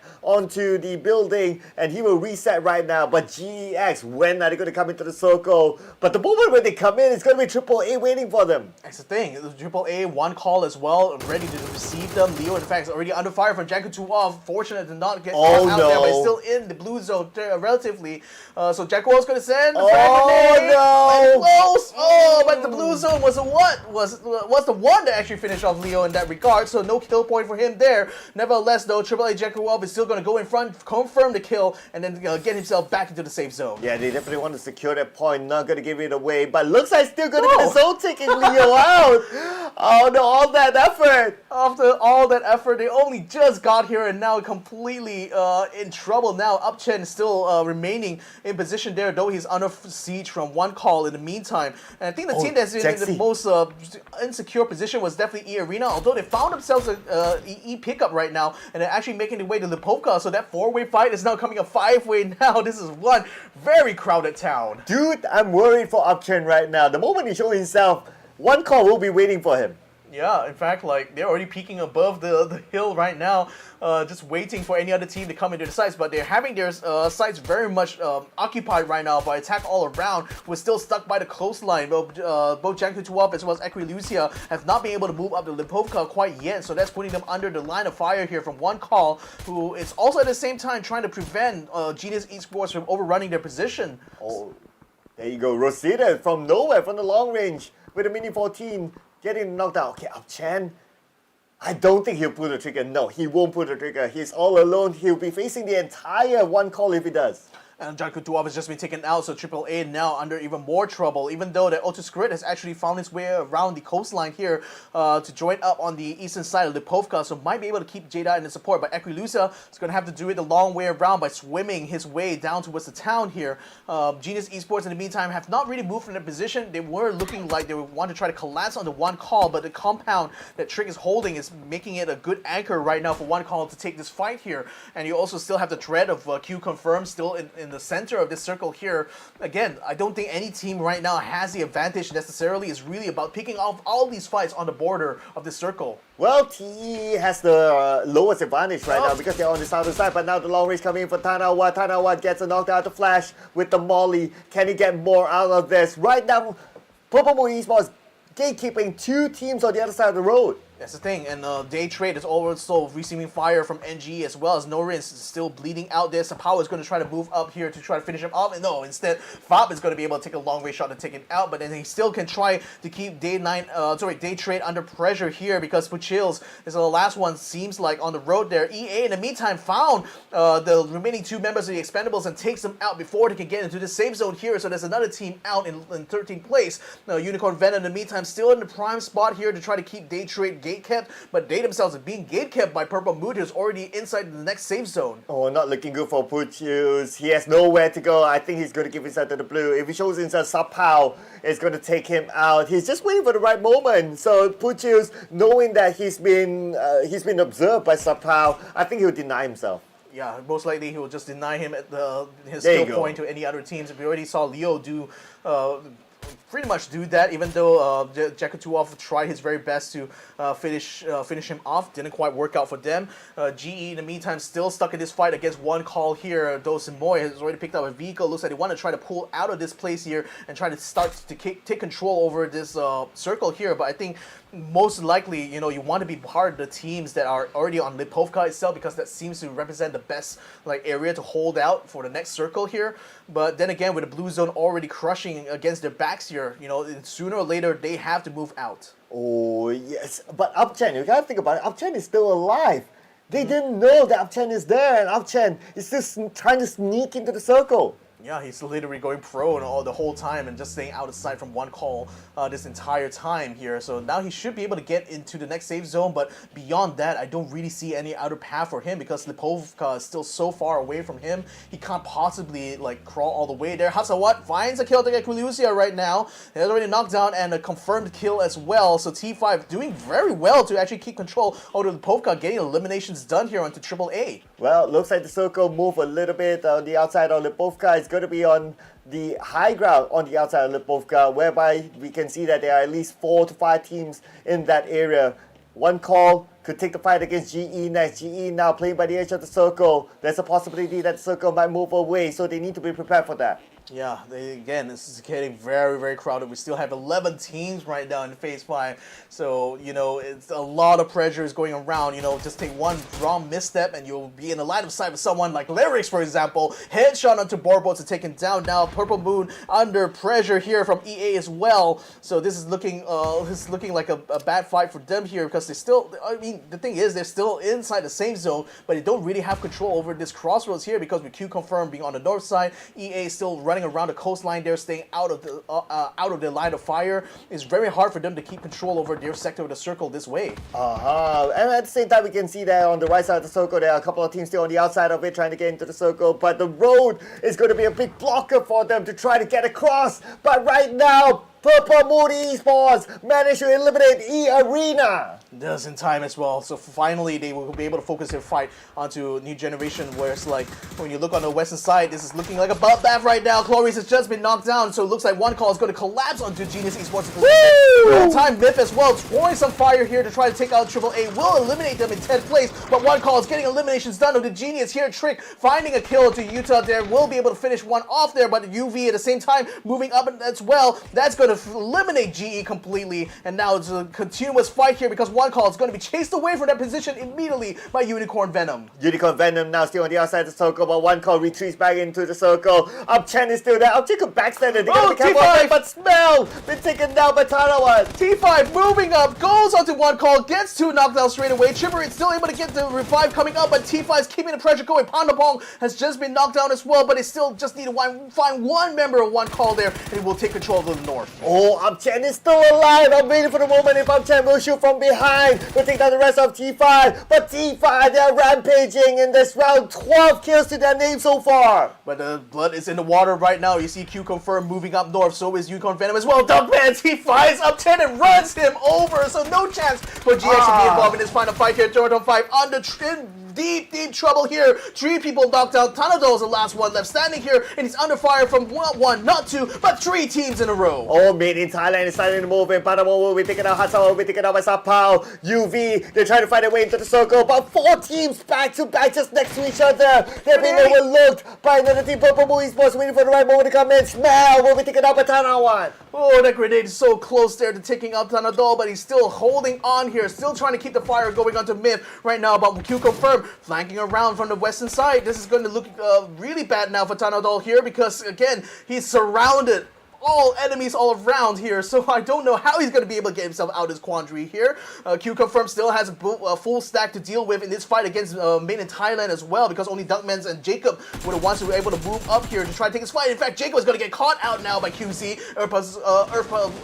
Louis is going to be able to take the kill there. Now Opan's still trying to watch out for Duckmans here. He's still a factor in this fight here. Tanadol has actually picked up a vehicle here, so it looks like he's going to try to run away from this, but unfortunately Duckman's just been taken out, so QConfirm can now fully focus on the T5. Well, somehow Tanadol is still alive, and they're not putting focus on the Tanadol, they're putting focus on the UV on the other side. Tanados will be staying put, and Tanados might be the wild card in this fight, but look who's coming, it's going to be NGE. Oh, frag grenade goes to the car now. Oh, so all the damage done to Tanadol. He's already out for the count. So now, NGE is also moving up at the same time together with QC. They will be able to eliminate UV from behind there, so New Generation Esports have been so quiet, and Lipovka letting T5, letting Myth, and letting the other teams go and take these fights now. This time around, they come in to sweep up, clean up house, and now it's just them versus QConfirm. Ladies and gentlemen, it's going to be 4v4, but NGE seems to have better control of the perimeter at this point. They are pushing QConfirm at the edge of this zone. And now, speaking thinking about the zone will shift away, the zone will move on to NGE. Yeah, Hakai is still in the middle of that, but then you got QConfirm in their vehicles now, trying to wrap around towards the eastern side. That might actually hit off Hakai here. No, actually QConfirm is going to try to take a little bit more southwards here. Oh. So repositioning themselves very rapidly here. They still left behind Zapalui up in the north side, so he could still be a spoiler right now. They want to try to head off Hakai and to take him down. Oh, they gotta be careful because Zapalui is still behind. He could shoot from behind still. NGE doesn't know he's still there, but NGE just took up pawns. They have one more to take out in front, and that's gonna be Pat. And now what can he do about it? There's nothing much he can do. New Generation Esports, no one's gonna stop them from taking home the chicken dinner. Oh, I mean, compared to everyone else who was in that fight, I think NGE probably had the most chill experience in that final fight because they didn't make any maneuvers until the very, very last minute. And when they did, they found themselves in a perfect position to take out Unicorn Venom, the perfect position to head off QC. And unfortunately for QConfirm, I think their decision to leave behind Zapalui to just basically try to head off the entire full stack of NGE was kind of their downfall because, again, they couldn't cover all the angles necessarily in that last fight. Yeah, I kind of like the idea, the movement coming in from QConfirm towards the final moment. The moment the circle shifts away, they started to move. They tried to go for the wraparound, and I get the idea. They don't want to be pushed to a corner, so that's why they tried to open it up. But for NGE, they were swift enough to try to counter. The moment they landed, they shoot, and they got a couple of knockdowns, and that's where they stop the idea from happening, and that's how they don't catch themselves in the middle, being surrounded by the members of QConfirm. In fact, I will also add on to that a lot of that hinged upon Hakai's positioning in that fight because he was playing the anchor basically, he was playing the anchor for them to basically try to take control over this next circle here. So the thing is that when the next circle was revealed, Hakai found himself immediately in the middle of that one there. So if anything, QConfirm had to try to get around his position, but then because having to come from that distance there, again, I think what QConfirm would have liked is to take over Unicorn Venom's place in that circle, but the problem is that because NG already moved up to take their spot instead, so QConfirm had no other option than to try to wrap around the other side of the circle. And I think with Hakai already being there, he could already spot the movements. He was able to inform the rest of NGE that was happening, and that contributed, I think, a lot to NGE being able to just fire off the first shot at them. And you can't think about it, NGE made the last move. Yes. Everyone was fighting at the northern side, right? They were Yes. kind of busy with each other. NG just come in and say, "Hi people, we're still alive, don't forget about us."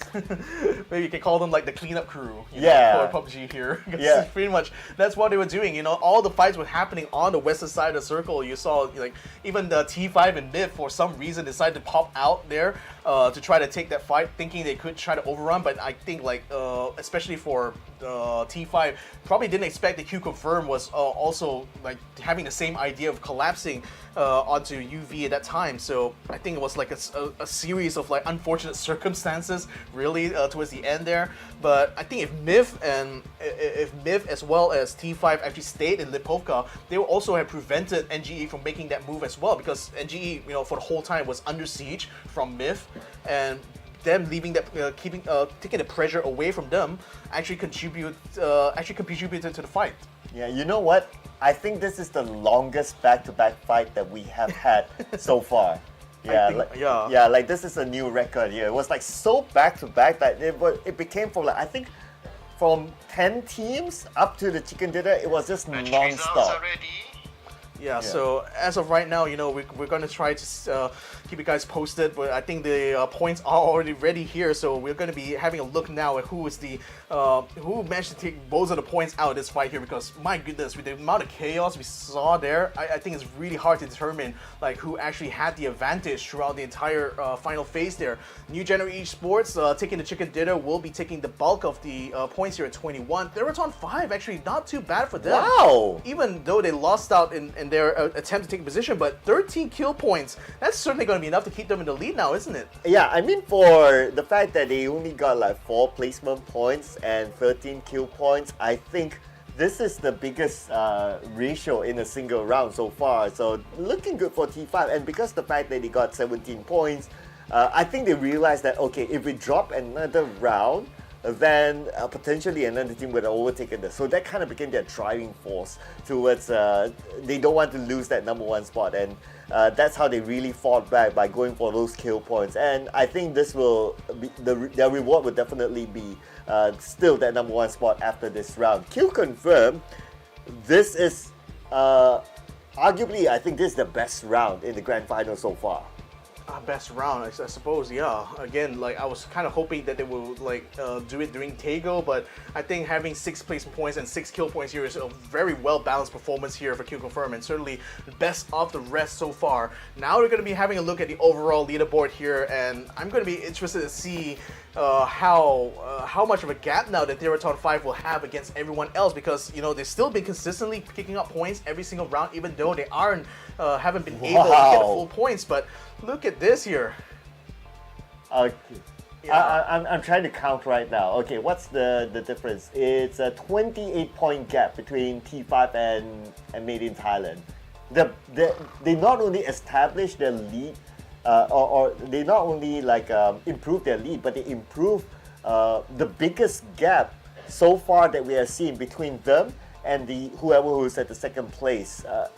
I mean, okay, and because of that as well, that makes the gap with everyone else not that far, and still, it's the teams cancelling out each other, and T5 is the one getting the last laugh. I know, right? I mean, again, they're both tied for points right now. Literally the same kill points, the same placement points here. So, this next match here, the final match for day 2, is probably going to determine a lot here for both of these teams here. But they're not the only ones tied up. I mean, look at that. Even on the second page, Unicorn Venom and Daytrade Gaming are also tied for the 7 points. You got one called Expendables also having the same points, although like the placement points and kill points are different. But it just goes to show how extremely tight this competition is, guys. Yeah, I've seen so much PUBG in my life, and this is the first time I see so many similar numbers all around the board. Enterforce, however, I really feel for them the fact that they only have 1 placement point up to now, meaning that they played the least amount of time as compared to everyone else. I mean, I guess like, yeah, you could say that they haven't been able to get to the final phase as much as compared to other teams, you know.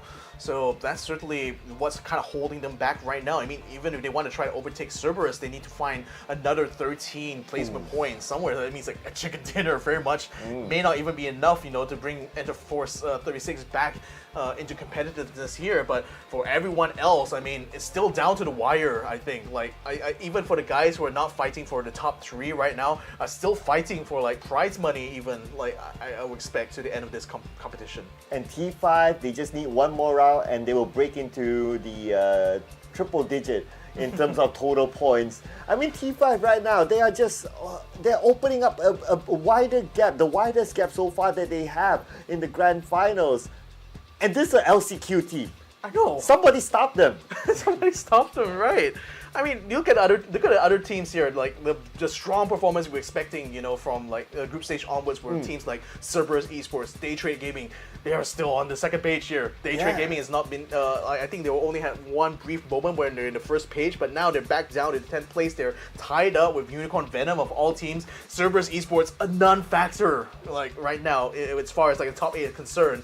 So, I mean, what a stark difference it is, you know, compared to like how things were during like the Thailand and the Vietnam series, coming now to this PUBG Asia Super Cup. I think it's like the past performances can kind of be left on the sideline now, because it's now like the rise of T5 as well as Purple Mood is pretty much setting the tone now for this competition. And if I'm not mistaken, every single member from T5 has got onto the kill leaderboard now.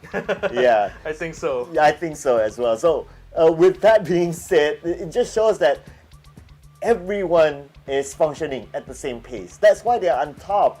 Tanawat is still there representing Purple Mood Esports, and we have some new faces up here. We have Leon's representing QConfirm, and we have FUB there representing NGE as well. But for T5. They're always in the kill leaderboard. I mean, again, having 13 kills, you know, you expect that they're going to be up here somewhere. But the thing is that they've been doing this not just this map, but even the 2 previous maps as well. So even though Theerathon FIVE were not able to take the chicken dinner since like their first one, or rather like I think like a few rounds back, but then again, like they have not been able to like match sort of like the placement points have been going on for day number 1. This time around though, it's pretty much the kills that they do, like they just patiently wait, you know, for the right moment to come out, take those kills, and then like just say, yeah, that's it, we're done. Yeah, at this point, I wouldn't be surprised if one of the members from T5 will be the MVP for the day. No doubt about that by now. I think they just open up enough of a gap, and I don't expect for any team to overtake them even in the final round. They will still be number 1. I know. Well, New Generation Esports certainly like another team that really like bided their time, you know, to find the right moment to come out, start taking fights. I guess like, you know, T5 certainly was a little bit earlier and decided to make that rotation towards like the very crowded western side of the circle, whereas like New Generation waited until the last possible moment, went to like is down to the last 4 teams before finally making the move. And that really paid off for them significantly now, because having taken chicken dinner, now having a lot of points in hand, this is going to be a good path for them from here on out, I hope. Yeah, and you know what could be a good path for us? Yeah, so a good path for us is that we're going to find our path onto the break time, ladies and gentlemen. We'll be back for a final round, and well, we'll see if T5 really will still be on top by the end of the day for 2 days in a row. Make sure you check back onto us, ladies and gentlemen. Don't go anywhere. We'll see you in a bit. Welcome to the Update 23.2, where you can now revive your teammates, transport knocked out allies onto vehicles, and engage in a new social feature, the clan system. Let's dive right in. First on the menu is the brand new revival system. To reduce frustration during squad play and promote diverse strategies in normal matches, you will now be able to revive your fallen teammates. Just retrieve the blue chip from their death boxes and register it at one of the transmission towers scattered across the map, or through a wireless transmitter item obtained through farming. They can then rejoin the match via a respawn plane that flies once per phase. Note that this feature is available only in normal and custom matches on Arkangel, Miramar, and Destin. Next, we're introducing a new DBNO feature, allowing you to carry knocked out teammates and place them inside vehicles. This addition provides players with an alternative way to evade danger without having to only abandon or revive your teammates. We are also finally ready to unveil our new clan system. Create or join a clan, play matches, and earn XP to level up your clan. As your clan levels up, you will be able to upgrade your clan tags. Not only that, but you can also earn a BP boost by playing with your clanmates. Definitely worth. And as always, make sure to check out the patch notes for all the details. Update 23.2 has plenty more in store this month, including a DBNO rebalance, general lobby UX UI improvements, a slight buff to the Ace 32, and more. Starting with this update, prepare to become your team's hero, transport teammates to safety, and establish your own PUBG Battlegrounds clan for double the excitement. And we'll see you on the Battlegrounds.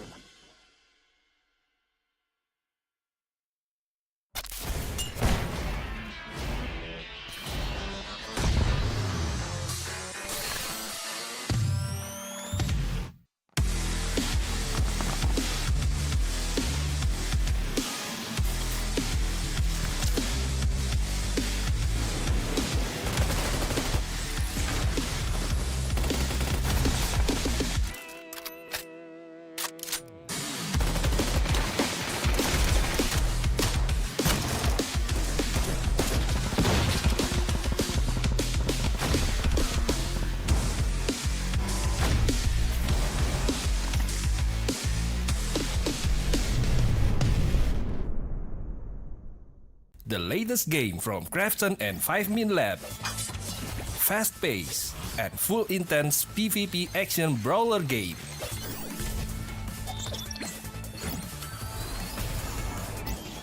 Use your best combo to send your opponent to the lobby.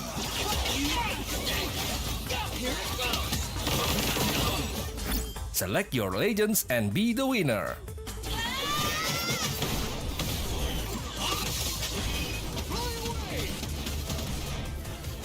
Pick the mode that suits your fighting style, from 1v1, 2v2 to Battle Royale. Available to download and play free on Play Store, App Store and Steam.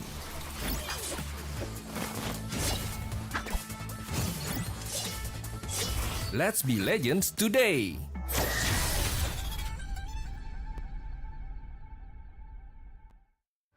Welcome to the Update 23.2, where you can now revive your teammates, transport knocked out allies onto vehicles, and engage in a new social feature, the clan system. Let's dive right in. First on the menu is the brand new revival system. To reduce frustration during squad play and promote diverse strategies in normal matches, you will now be able to revive your fallen teammates. Just retrieve the blue chip from their death boxes and register it at one of the transmission towers scattered across the map, or through a wireless transmitter item obtained through farming. They can then rejoin the match via a respawn plane that flies once per phase. Note that this feature is available only in normal and custom matches on Arkangel, Miramar, and Destin. Next, we're introducing a new DBNO feature, allowing you to carry knocked out teammates and place them inside vehicles. This addition provides players with an alternative way to evade danger without having to only abandon or revive your teammates. We are also finally ready to unveil our new clan system. Create or join a clan, play matches, and earn XP to level up your clan. As your clan levels up, you will be able to upgrade your clan tags. Not only that, but you can also earn a BP boost by playing with your clanmates. Definitely worth. And as always, make sure to check out the patch notes for all the details. Update 23.2 has plenty more in store this month, including a DBNO rebalance, general lobby UX UI improvements, a slight buff to the Ace 32, and more. Starting with this update, prepare to become your team's hero, transport teammates to safety, and establish your own PUBG Battlegrounds clan for double the excitement. And we'll see you on the Battlegrounds.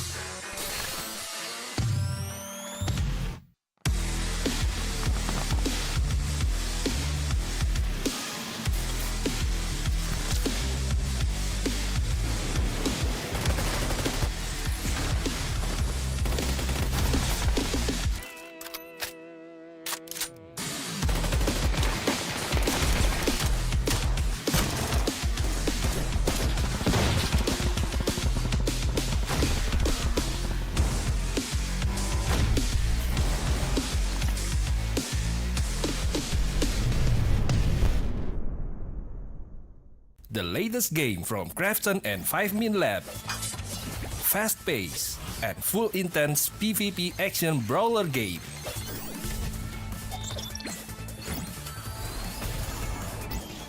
Use your best combo to send your opponent to the lobby.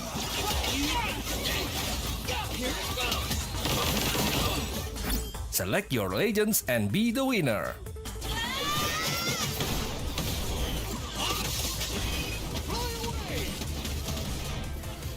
Pick the mode that suits your fighting style, from 1v1, 2v2 to Battle Royale.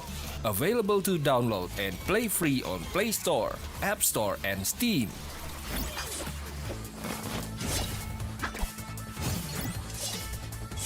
Let's be legends today!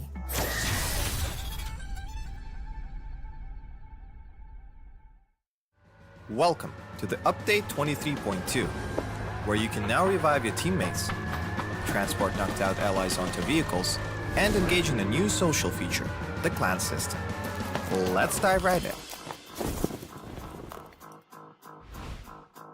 First on the menu is the brand new revival system.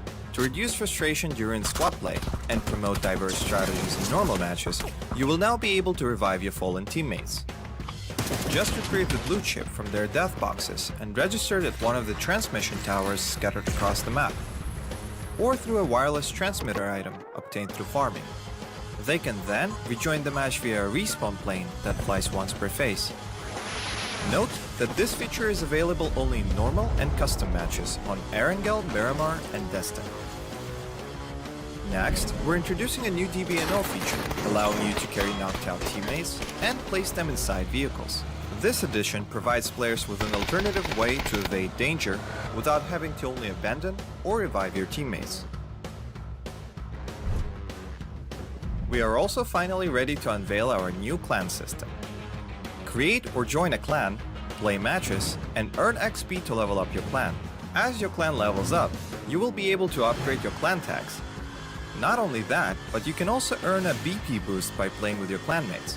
Definitely worth. And as always, make sure to check out the patch notes for all the details. Update 23.2 has plenty more in store this month, including a DBNO rebalance, general lobby UX UI improvements, a slight buff to the Ace 32, and more. Starting with this update, prepare to become your team's hero, transport teammates to safety, and establish your own PUBG Battlegrounds clan for double the excitement. And we'll see you on the Battlegrounds.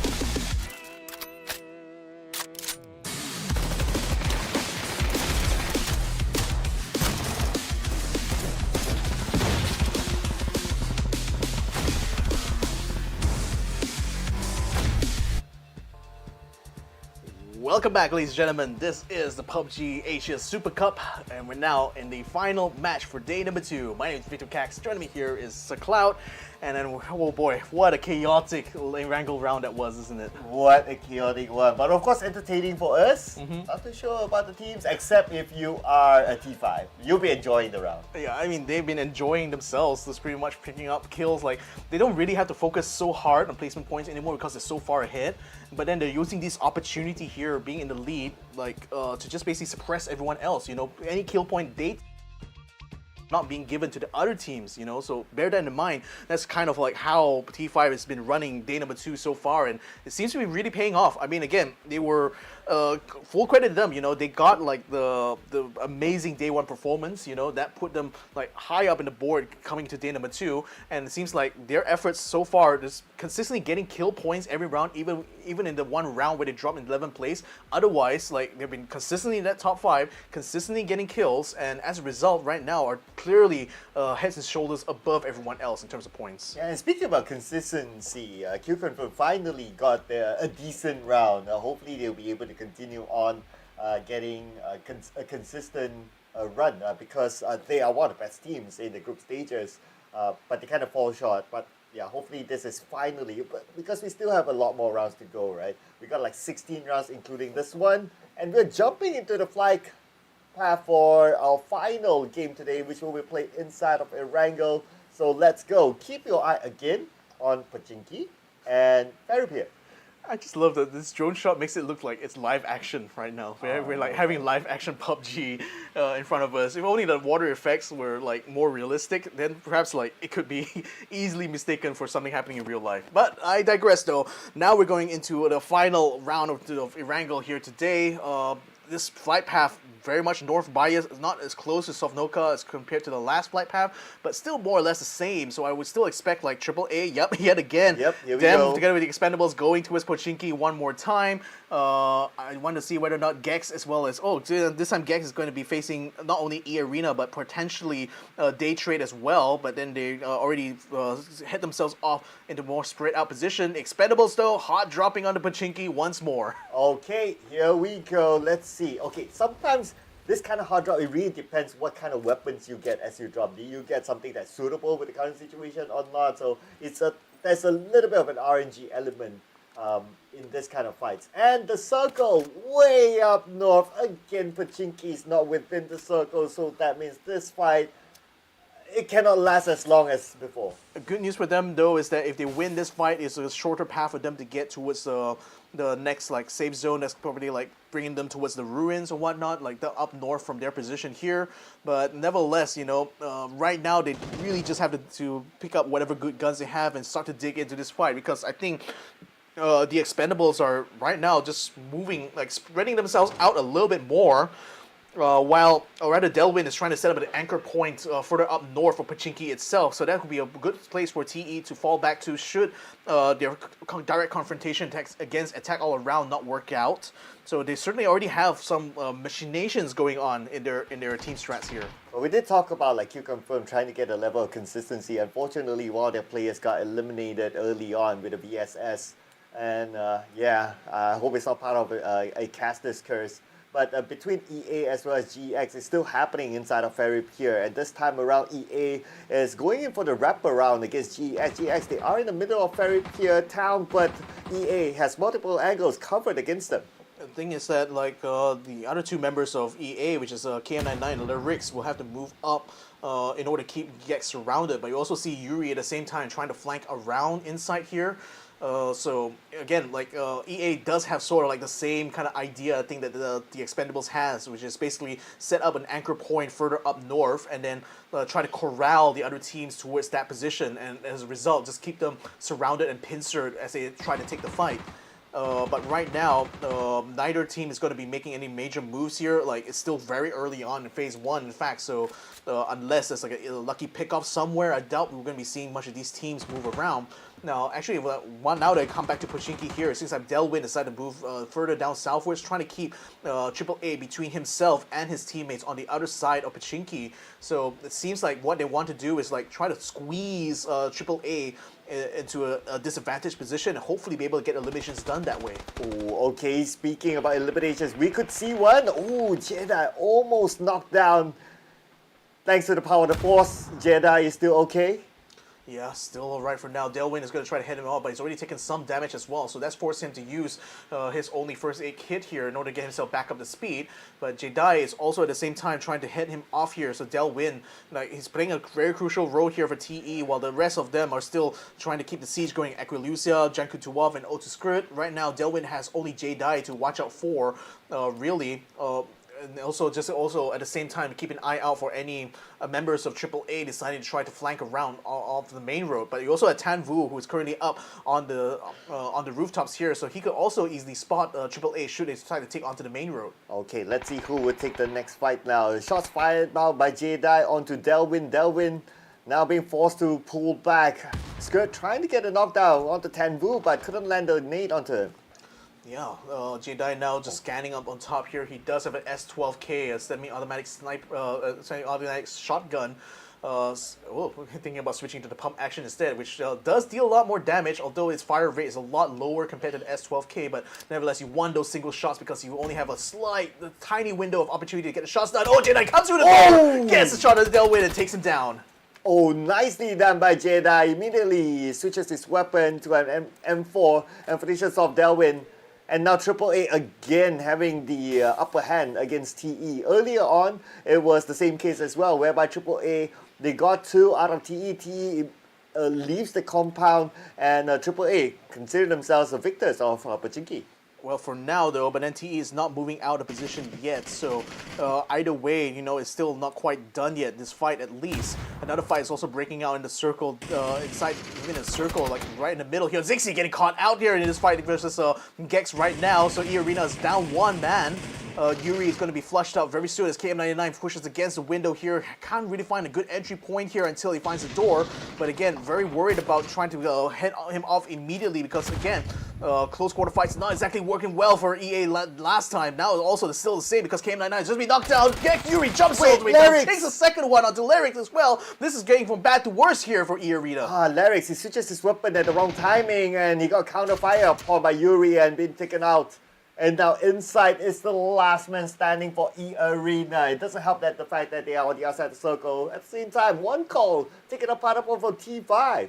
Yeah, one call as well as T5 actually started doing some maneuvers within this next safe zone here to try to no doubt take control, and it seems like it's working out well for one call here, although they still have the knockdown there onto Simoy, and they're not going to be able to get close to him without exposing them to possible fire coming from T5's position up by the north side closer to the coast. But Jexy is still going to try to keep them under fire here. Inside does find a kill against Xavier though, so eArena still not quite out of this fight yet. It's going to be 1 versus 1 between Inside and Yuri at this point here, but nevertheless for one call, it's still in a very precarious position. They do manage to finally take out Tanadol, which could be crucial here because he's been one of the main sort of like flankers slash the forward position players here for T5. Now that he's out from this one here, T5 is down to only 2 members. I know T5 might be really confident that they will still be at number 1 by the end of the day, but we still got a lot more games to go. So I hope they don't really drop the ball in this round and still be able to collect some points as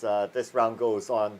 But right now, Yuri has a barrel, only 29 bullets. He doesn't have any extra ammunition, so he gotta conserve his bullets and use it when the right moment comes. Again, I think crucially, Inside hasn't found a vehicle yet, so Yuri could still try to hunt him down, but it seems like Inside is already finding himself in a forward position here, might be able to peel away from Yuri quite quickly though. Theerathon FIVE still continuing to keep the fire going onto one call, still seeking to try to salvage some points here, or else risk being the first team being eliminated here on this final match of the day. But with other teams also crowding around here, we got Daytrade coming through Giorgio Pole right now. We got Purple Mood as well as UV starting to creep in around T5 and one call's position here. In the meantime, Global Esports Xsset Yuri still in the chase right now against Inside. I think he managed to find him, actually get a good ping onto him. Now he's just trying to find the last shot onto him though. But Micro Uzi still has a lot of shots left. He's gonna come around top there. Final shot will take down Inside, and eArena out in 16th place. Good thing he still has that Micro Uzi. So that gives him enough bullets to finish up his opponent. So eArena will be the first team to go out in this round. They'll be taking a break for the rest of the day. See them again tomorrow. QConfirm will be making their move now, and I believe they're already in the circle, so they should be A-okay. They should be okay. Like, the only team that's really going to be a threat to them is like New Generation as well as Myth, but New Generation has them in their sight somewhat. They've managed to force Opons to regroup together with his teammates here. Cerberus, though, not exactly in the safest position because they're trying to contest this zone together with Genius Esports. Genius having taken control of the compound means that Cerberus is going to have to take an approach here to take this assault. I do see some frag grenades they can use though, but then again, without a good beat on where exactly the positions are, it'd be kind of a waste right now to use up those frag grenades quite early on here. Okay, I'm wondering what's happening inside of Pochinki. I think, okay, both teams have disengaged inside of Pochinki. I guess kind of lesson learned from the previous round because from the previous round, the two teams they spent too much time inside Pochinki that at the end of the day, nobody really wins. Yeah, and there's still a river for them to cross anyway should they get to the next safe zone. So I think the Expendables has done the right call here to try to pull away, cut their losses a little bit, and leave AAA to their own devices. Perhaps AAA will be able to find an E-pickup somewhere to join in the rest of the fight nevertheless, but for the Expendables, right now, having been holed up in that fight early on means that have not actually gotten enough loot, I feel. So that's why they're currently still stuck out in the blue zone here. This next safe zone still lands on top of all teams, actually. E36 as well as Purple Mood. And you also have Arkangel Predators as well, potentially in a place here to gatekeep Cerberus as they try to move further to the west here. So you got Tycon and the rest of his team now on vehicles here. Oh, a little bit of slip and slide here. Cloris is actually in position, trying to get a spray onto NGE here. Tries to go one to N-Bank, doesn't quite get it from as well. Gives him the slip. NGE just slips past him. Tries his best, still cannot land it. Not enough range. Ooh, that was close one there. Cloris almost got one at least. But the good thing for NGE, they managed to slide their way into the circle, so they're okay for now. But, well, not safe just yet, as Zest still has eyes onto them, but hoping that the terrain does help them out, and yes, it will. So they'll be okay for now. Well, NGA might still face some fire from Purple Mood as well as Arkangel Predator. I think Evil Patrick has just saw their convoy cutting across from them. So now NG is going to move further up north instead. Cerberus, in the meantime, a little bit stuck in their tracks here because they finally managed to get themselves into the center of this circle, only to meet the Daytrade right now just to the north of them. So they can't exactly continue any further. Now they have to basically pack it in and start fighting. Oh, Wenger, okay, doing a little bit of scouting work here. We can see how many teams, they really want that high ground. So we can see that it's quite packed there. There's at least 3-4 teams at this high ground area with Purple Mood Esports having a compound with this elevated area as well. So slightly more advantage for Purple Mood Esports. But you also have one call as well, trying to make their way up the mountain. This might put them in collision course now with NG, who will be able to cut them off actually to take the high ground. Although one call has actually spotted them as well, putting some fire into Van as well as Hakai here, or rather that blue as well as Hakai, who are currently still on the way down to try to regroup, but they might actually run into Purple Mood, who are already set up the complex that they were trying to get to now. So they find themselves in a quandary here, not able to take any advantageous position here. One call, of course, already being further up north means that NG is not going to be able to contest them over on this hilltop here. And with Daytrade currently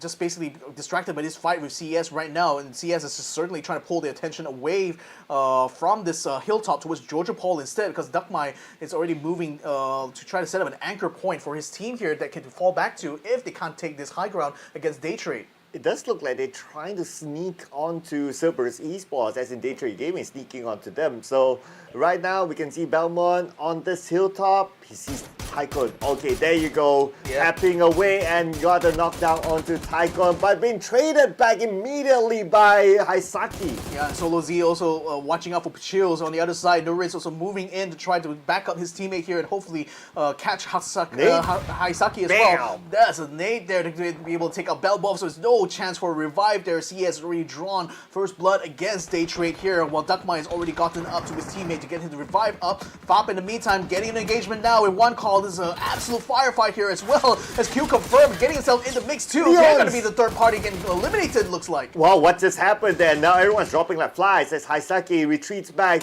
resets himself, but he's still being shot at from multiple angles, and Haisaki did survive. No, Haisaki is still okay. He's recovering himself. Yeah, he's recovering, but then CS is, Daytrade is collapsing onto CS right now. They're forcing a fight on this other side of the hill here, while QConfirm's Pet Dread is able to pull away, but basically it's the last person standing now for QConfirm, which is so unfortunate there, given that they tried to get in the middle of that fight. But now Puchills versus Duckmai now, basically Daytrade has already eliminated almost all the members of CERBERUS except Duckmai. He Flash is trying his very best. There's a grenade kill against Duckmai. It takes him out. CERBERUS in 15th place. Another downhill round here for CERBERUS Esports. One kill, and that's the only point for this round. Now we see that Sapao takes out Jexy. That's going to be one kill in the bag for UV. E36, however, they are a little bit spread out. They're trying to get kills here. They get it. Only one more to go. Oh, they do! XK1 finally getting his time in the sun. E36 eliminating the Expendables as they try to cut across their position here. But speaking of which, other teams as well getting into this fight here on the mountaintop side. We had one call, NGE as well as QConfirm actually giving the Daytrade a slip. Now they're getting towards Georgia Pole area here, looking like that might be the spot to contest now in this fight. Oh, we can watch that replayed the whole night. That was some entertaining stuff there by E36. And now E36, 4 kills in the bag, but I hope they can get more placement points at last. Let's see what happens later on. We still got 13 teams here as Made in Thailand is just below E36. They'll be looking over Made in Thailand. In case Made in Thailand comes out the compound, they'll be the first one to pull the trigger. It's a tiny compound that like Myth is holding right now, so E36 can easily still hit them off going into Georgia Pole, and right now NGE as well as the Theerathon FIVE are now in the siege here on North Georgia Pole itself. And in fact, NGE is going to be crowding around the building that Pet Dread is going to be set up in. Unicorn Venom was still on the outside, and Triple A is now getting the kill here. NBK is out for the count. Jankuov still continuing to try to run in there. Unicorn Venom still, he is now trying to salvage this by trying to kill on the Ultra Skirmish, but still out in the blue zone. One headshot, couldn't get the last one there. Cannot quite confirm the kill.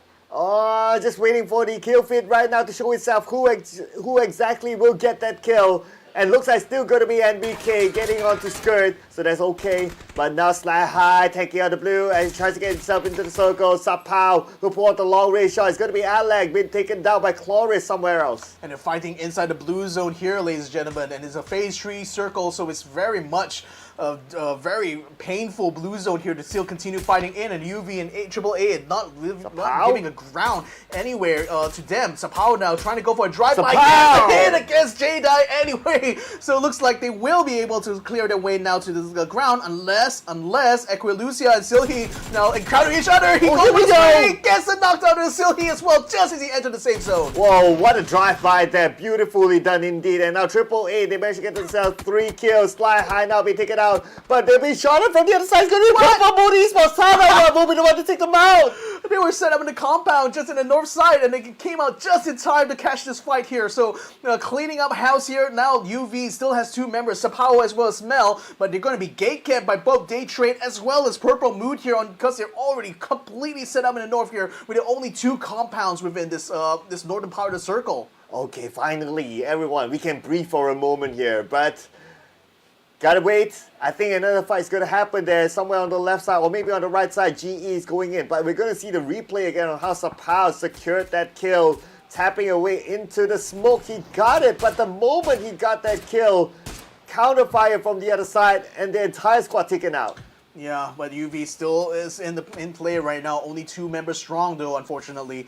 But Daytrade and PLM still continue to dig in the northern side. Not going to be allowing UV any easy pass through. On the eastern side, meantime, Genius Esports up in the fight against Arkangel Predator. So the Algebus was trying to take the high ground there. Has to be knocked down. Unfortunately, will get knocked out by a nice frag grenade coming Chloris, and GE now moving in, sweeping in for the kill. Oh, that was a close one. That nade could have landed nicely and taken out immediately, but now there's a signal for GE to move in. And GE, could it be a splat? Yeah, it's going to be a splat here coming for you now to Arkangel Predator. Arkangel Predator eliminated by GE. Well done, Genius Esports. Now they have control over the western side here. North side still in the hands of Daytrade as well as Purple Moon. Neither side are really knocking each other out of the compounds quite yet. The eastern side, though, looking quite crowded early on, but then Theerathon FIVE has also moved out, but that's put them now into a collision course together with One Call, who's trying to gatekeep them from coming into the high ground here. Whereas NGE, they managed to find the last member of QConfirm, so they will eliminate him to take that 1 kill point.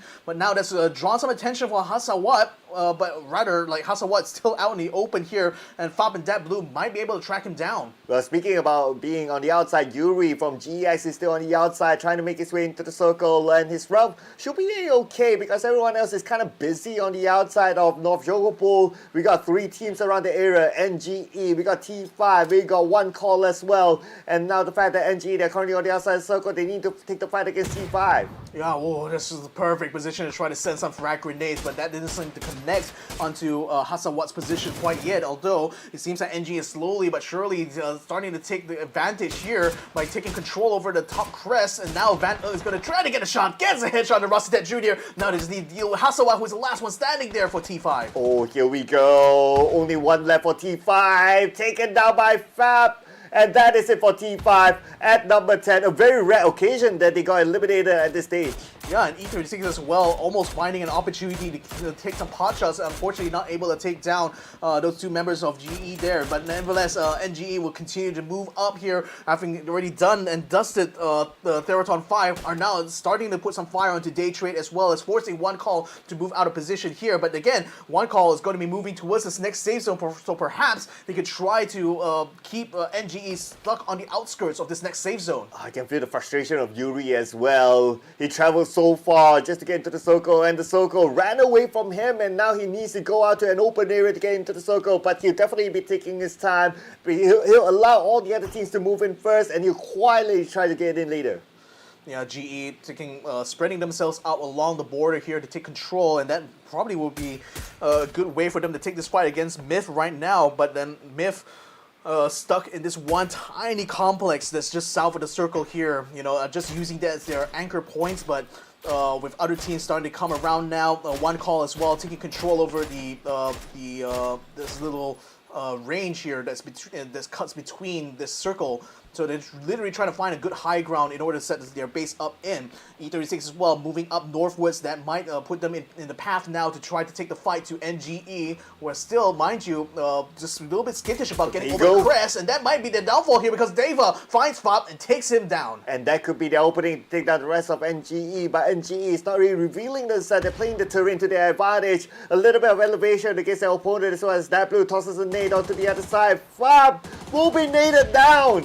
Yeah, Star-Lord is still holding back though, letting XKSS Deva take this fight here, but still remaining as an insurance policy right now. But he also has Yuri for Gex actually getting into the mix too. He's actually stalking behind that blue with the blue zone still up against his back here, so he's slipping by unnoticed by both E36 as well as New Generation Esports. Although Star-Lord has finally spotted him there, forcing him to get into the blue zone now. In the meantime, Genius Esports they collapse onto Myth, completely take them out of the compound, and now Myth is out in 8th place. Well, what just happened there? But anyway, we'll be putting our focus onto New Generation Esports as they try to get into the circle. As they move up north, they might bump into Daytrade Gaming. Yeah, Daytrade Gaming now still 2 members strong though, as GE also having 2 members. You also need to watch out from Yuri, who is still lurking around in the blue zone there, trying to crawl his way in. Still has a first aid kit. Is he still going to be able to survive though, with the blue zone being this painful? But nevertheless, Pachil says, we knocked it down, and Vanguard picks up another kill to Flash to take out Daytrade. Oh, nicely done there. And here we have it. GEX. Looks like Yuri is still alive. Okay, he's just behind the rest of the members of NGE, but like what you said, does he have enough to take out the blue? I don't know. That's the last health kit he's going to be able to use now. He needs to make his way quickly into this next safe zone. He's just barely within his arm's reach there. Look at how painful it is at this stage now. Oh, the tree unfortunately just outside the blue zone though. Yuri! Oh, barely 18 health. Now he has to turn just duck down onto the grass and just hold position. Hope the NGE doesn't spot him yet. NGE in the meantime though, very much tied up here with this counter against Purple Moon against the other side here. But they're also turning around. They're also watching their backs here, so Yuri might be spotted sooner rather than later. You also have E36 moving up as well. They've just entered into the safe zone, but the circle continues to move away from them and might actually put them in a position where they will have to get an encounter yet again with one call. Oh man. Feels bad to be Yuri at this moment. Okay, is he going to pull the trigger? No, he's going to focus on himself. He's going to reset, but he has about like 18 more seconds before the zone closes in, and by then he doesn't have enough first aids to recover himself. So this is pretty much the final moment for Yuri.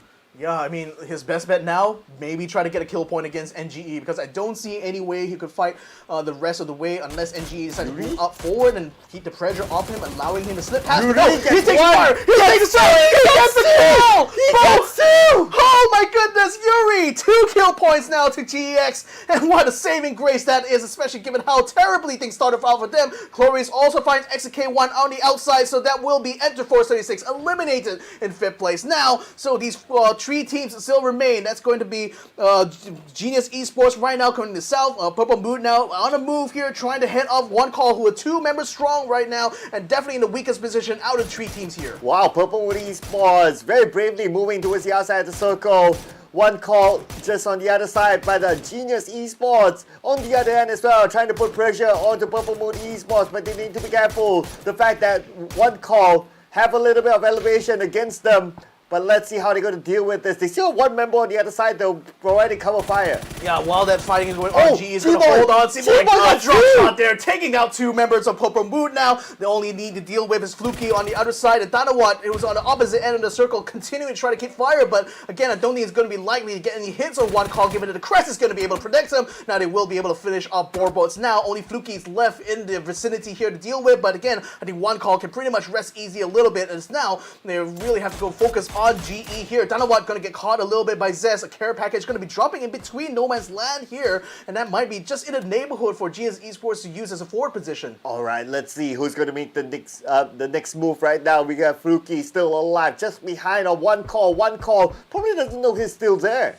Yeah, the crest is literally the only thing keeping Fluky away from one call's gun sights. So that's allowing him now to regroup together with Tanawat. So it's 2 versus 4 right now. GE's Zest, Utah, as well as Cloris now are keeping one call kept on the western side. Surti is still watching out for Purple Moon on the other end of the map there. They're completely spreading out, but Genius Esports certainly has control here, given that the compound is still within play in this next circle. Oh, GE, they have the best advantage at this moment. They have a full squad, and they're in a decent position with a good parameter within the circle as well. Now they need to focus on to one call, two of them trying to get into the circle, but Zest goes down by a little bit of a trade there with Seymour. Yeah, Cerberus now under pressure here from Cloris as he attempts to try to keep him suppressed. Now sends a frag grenade his direction now. Deflects off the close! Oh, but still, Cloris finds a headshot against Chibrit, takes him down now. So it's GE versus PLM. Tanawat's already been knocked out. Fluky's trying to run across with his Mustang. Can he be able to get into the cover right in time? No, not exactly. He will get knocked down. It will be Genius Esports taking the chicken dinner. Genius Esports with 12 kills to their name. This is the fastest round. I mean, 7th space of the circle and we're done. That's amazing. I mean, that's so quick. But again, like a lot of those fights in the mid phase was what determined, I think, a lot of these fights towards the end now. So, you know, I think for Genius Esports, it was still the compound they took control of that allowed them very much to have a good anchor point when meeting up these teams. But the crest that split up both like the one call as well as Purple Moon, that was like the biggest battleground between these teams here in this final stage. And GE, by virtue of being like further down south in the circle, had a perfect view to see both of those teams engage in that fight and just let them fight it out between themselves. Yeah, and a lot of fights happen like on the west side of the circle, right? So that is, it feels like the previous round whereby you come in later, you just become the mop-up crew, and that's how you get the advantage. But oh wow, that XK1, that shot, that was dodge, amazing. That dodge, like just sidestep. Ooh, okay, there you go. Over the hill you go. Okay, no, don't mind me. Don't mind me taking the kills. Well done there for XK1. And this drive-by here that Attack All Around did against Silhi, it was really in response really to Sapao taking out one of their own. So they managed to kind of cut them off coming into this next save zone here. But we saw plenty of drive-bys I think in this game. This is like literally the splatter kills. I think I don't know if anyone's been tracking how many splatter kills been done throughout this tournament. I kind of feel this map has a lot more splatter kills than I've seen in any other round of this grand final so far. Yeah, if there's a stat for that, that'll be amazing. Because it's like a meme kill, right? I know. Like, it was like the most unexpected way to be able to take a kill, and Simoy just getting such a good drop there. And this frag grenade, you know, I thought there was one that got the kill, but it was still Cloris with the AUG that managed to finish off that last member of PLM there. But nevertheless, great performance here from Genius Esports. Now they're also a chicken dinner winner. You know what? I'll summarize this round as all our players, they're hungry for supper. They want this round to end quickly so that, Mr. Manager, we're done. Can we go for supper now before it closes? So I totally understand that, you know. Yeah, we got like 10 kills, no big deal. You know, Yeah. that's enough for us now. What's going to be for dessert? Yeah. Oh man, what a round. This is, out of all the rounds that we had from the start of this tournament, this is the fastest round. 7 circle and we're done. Yeah, I'll be very curious to see like the end of game stats, like what exactly was the survival time for Genius Esports there, because I would think it was definitely under 25 minutes for sure. Like we didn't see the 8th phase come out even. Yeah. It just ended by the 7th phase itself, and there was still plenty of room to run around actually for a lot of these teams. So it's quite. But again, like a lot of the focal point was on that crest, that little crest that separated both PLM as well as what's the other team? Was it GE? One call. Yeah. So that one spot was like the hot spot pretty much on that circle. So that pretty much gave like GE like free reign to keep control over the other sector of the circle. In fact, you only had like, I think it was Tanawat from Purple Boot, who was still like on the other end of the circle. But he really was not in a position to support Fluky or anyone else because the crest was a perfect piece of cover there for one call. Like, they literally could avoid all the fire coming from Purple Boot's side the whole time. You know what? If we have the opportunity to actually find out and dwell into the minds of the players, I kind of want to know why Purple Moon Esports, because, okay, they were on the right side of the circle and they were pretty much on the clear. But why did 3 of them choose to go to the left and butt in? And not play the, okay, you guys fight it off first and we'll come in later sort of strategy. I don't know, like perhaps we have to look at like where they came from inside the circle itself. Perhaps they were thinking that, you know, there was still going to be enough time for them to back up to Thanawat's position there. But then again, you know, it would have been much better like for PLM, like you said, to just hang back and let them let one call as well as GE actually fight it out. But nevertheless, you know, GE capitalized so heavily off of this round here. 22 points in their hands now. One call in second place with 12 points. Global Esports Xsset. Oh, Yuri, you gotta talk about the double kill he did. Oh yeah, it was chef's kiss, I can tell you that. Oh my goodness. I was waiting for the moment to happen, and it did. He didn't disappoint me. I love you, Yuri. Not at Can all. you sign my shirt? No, and it's funny to think that like, at one point GX was not exactly certain they will still be in the final phase anyway, because like Yuri was the last member standing in the fight that they had against, like, I think it was eArena. Like they literally head off that fight there. Like eArena wasn't even able to come out of that town unscathed at all, except like Insight was like caught out as he was trying to rotate out, whereas like Yuri like stayed quiet. He stayed quiet for so many phases, was literally having his belly on the ground for I think like 80% of the whole round. Yeah. But the one moment that he chose to pop up, that was the one where he popped off, taking out 2 members of NGE. Now let's have a look at the overall scores here, because with Theerathon FIVE getting eliminated quite early on, they wouldn't have any more progress, so not exactly going to be able to get the 100 score line here today. Might still have an opportunity tomorrow itself, certainly a big opportunity over the rest of the grand finals. Global Esports Xsset, thanks to Yuri, are now ahead of Made in Thailand by 9 points. Ladies and gentlemen, hats off to you, my man. Yeah, we're gonna take a moment to remember Yuri's moment. Like, dude, you know, dude, sign my shirt. But I'm not gonna lie, kind of disappointed that T5 didn't get the 3-digit mark. But anyway, for T5, it's a very rare occasion that they get 0 points out of a single round. Guys, screenshot that, you're probably not gonna get it again. So, yeah, but anyway, T5, we know the gap that they have is like 28-point gap. So no, it's very, very, very unlikely they'll drop out the #1 spot, and they're still up there. Yeah, I'm so surprised to see that Expendables, in spite of the fact it got 43 points, kill points so far in its grand finals, just by not having enough placement points, are behind Attack All Around, behind New Generation Esports, and out of the top 8 here. So, I mean, wow, that just goes to show how important I feel that getting those placement points are, you know, especially for the teams that are vying for the top 8 position here. Daytrade Gaming still making that very slow climb, but not as fast as I would like, and certainly not as fast as their own fan base is liking right now. It just feels like a bit of an underperformance for one of the most highlighted teams from the Thai region. Yeah, but we're going to check out the overall kill leader now for our players. And this is the overall including of yesterday. So Chloris is up there, Tanvu, and no surprises that 2 members of T5 is up there. Rostina as well as Patapong. I mean, that's the reason why they've been ranking in a big number. Yeah, this is raking in those kills, especially like the first round at Erangel. That's when I think they got the most, you know, out of like today's matches here. And certainly Pantapong and Rositet has been having the work cut out for them, you know, just getting those kills to make sure that T5 stays in the lead. Now, that's right. And they also have this typical strategy where I tend to notice they always try to aim to be at the top, rather than the northern part of the circle in every single final phase fight. And I think that's part of like their strategy to just kind of like their way of taking control over these final phases by making sure that they have the northern part completely secure for them and just slowly sweep their way down, or just use that as a jumping off point to spot where other fights are happening and then go in there to become the third party. And I think that, like, just by virtue of keeping up the kill points round after round after round, they've been in the lead so far this tournament ever since they took it in day number 1. You know what? It kind of kept me thinking as well for T5, right? Because they like to do the same thing, and of course we're highlighting T5 as the best performing team today as well. The fact that they do that, and even you could point out the pattern that they like to drop somewhere up north, right? It's a little bit of a risk.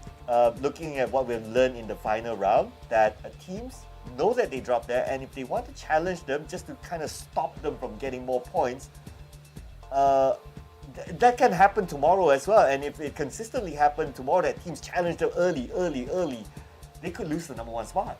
That's the thing, but then I think if you're Theerathon FIVE and you notice that other teams are starting to recognize your pattern, what do? Switch around, you know? Maybe instead of pushing from the north, push from the south, push from the west, you know? You can pick another spot. It doesn't have to necessarily be the north all the time. In fact, I think there are certain circles where being on the north doesn't necessarily mean you're in the best position. Yeah. But I think like Theerathon FIVE is not really like, they're not really holding the north position so much. If you look at the way they move as well, they tend to just move down south from there. It's literally just like a stepping stone for them to try to take in information about where the fights are happening within that circle, and then use that information to decide where's going to be the next path we're going to move to. And they're always constantly on the move. They're never like in one place like overall, unless you know they happen to find themselves in the compound. Then yeah, naturally you want to do that. But I think for the most part, Theerathon FIVE has actually been very proactive even in this final phase here, even though they're in the lead. But yeah, I guess it also depends, like, unless a team really hard drops them, like follows them from the start, then it could be a problem for T5. But it's sometimes a double-edged sword, like that T5 could win the fight and gain those very, very early points. But let's check out our MVP for today, and we're gonna give it to Chloris, being the top performer for day number 2. And so far, he himself getting 20 kills. So far, he is leading the kill charts. He's in the kill charts and certainly has been a standout performer even from the group stage on. I mean, Genius Esports also won a chicken dinner during that time, and a lot of that was off of his efforts there, just picking up those kills. So very well done here for Chloris. Certainly a well-deserved MVP here. I'm really hoping to see like a lot more of Genius Esports from here on out, because they certainly showed that even in these kind of like fights, even if they may not be like the most prolific killers out of everyone here, but at least, you know, in terms of strategy, in terms of decision making and timing, they're certainly doing their level best, you know, to get the chicken dinner at least in that final round there. So hopefully this is going to be further onwards and upwards for this team from Vietnam. Yep, from Vietnam. So we got multiple awards, right? So like now the best performing team is from Thailand, and then we got the MVP for today is Chloris from Vietnam. So I do still feel that these two nations, or these two regions, are really still the powerhouse for PUBG. Yeah, so wow, what an action-packed day this was. And the thing is, you know, when you remember, there's still 3 more days to go. Oh You know, yeah, this is not the end of the journey by any stretch of the imagination, ladies and gentlemen. So make sure you guys tune in again tomorrow, same time, same place as well, as we bring you guys the conclusion, or rather the remaining 3 days, actually I should say, getting to the halfway point actually for this grand finals of this PUBG Asia Super Cup. It's been a pleasure being along with you guys with this journey. My name is Victor Cax. Join me here is Sir Cloud. This has been day number 2 of the grand finals for the PUBG Asia Super Cup, and hopefully we'll see you guys again tomorrow as we bring you guys more games. But until then, good night, ladies and gentlemen, and good luck.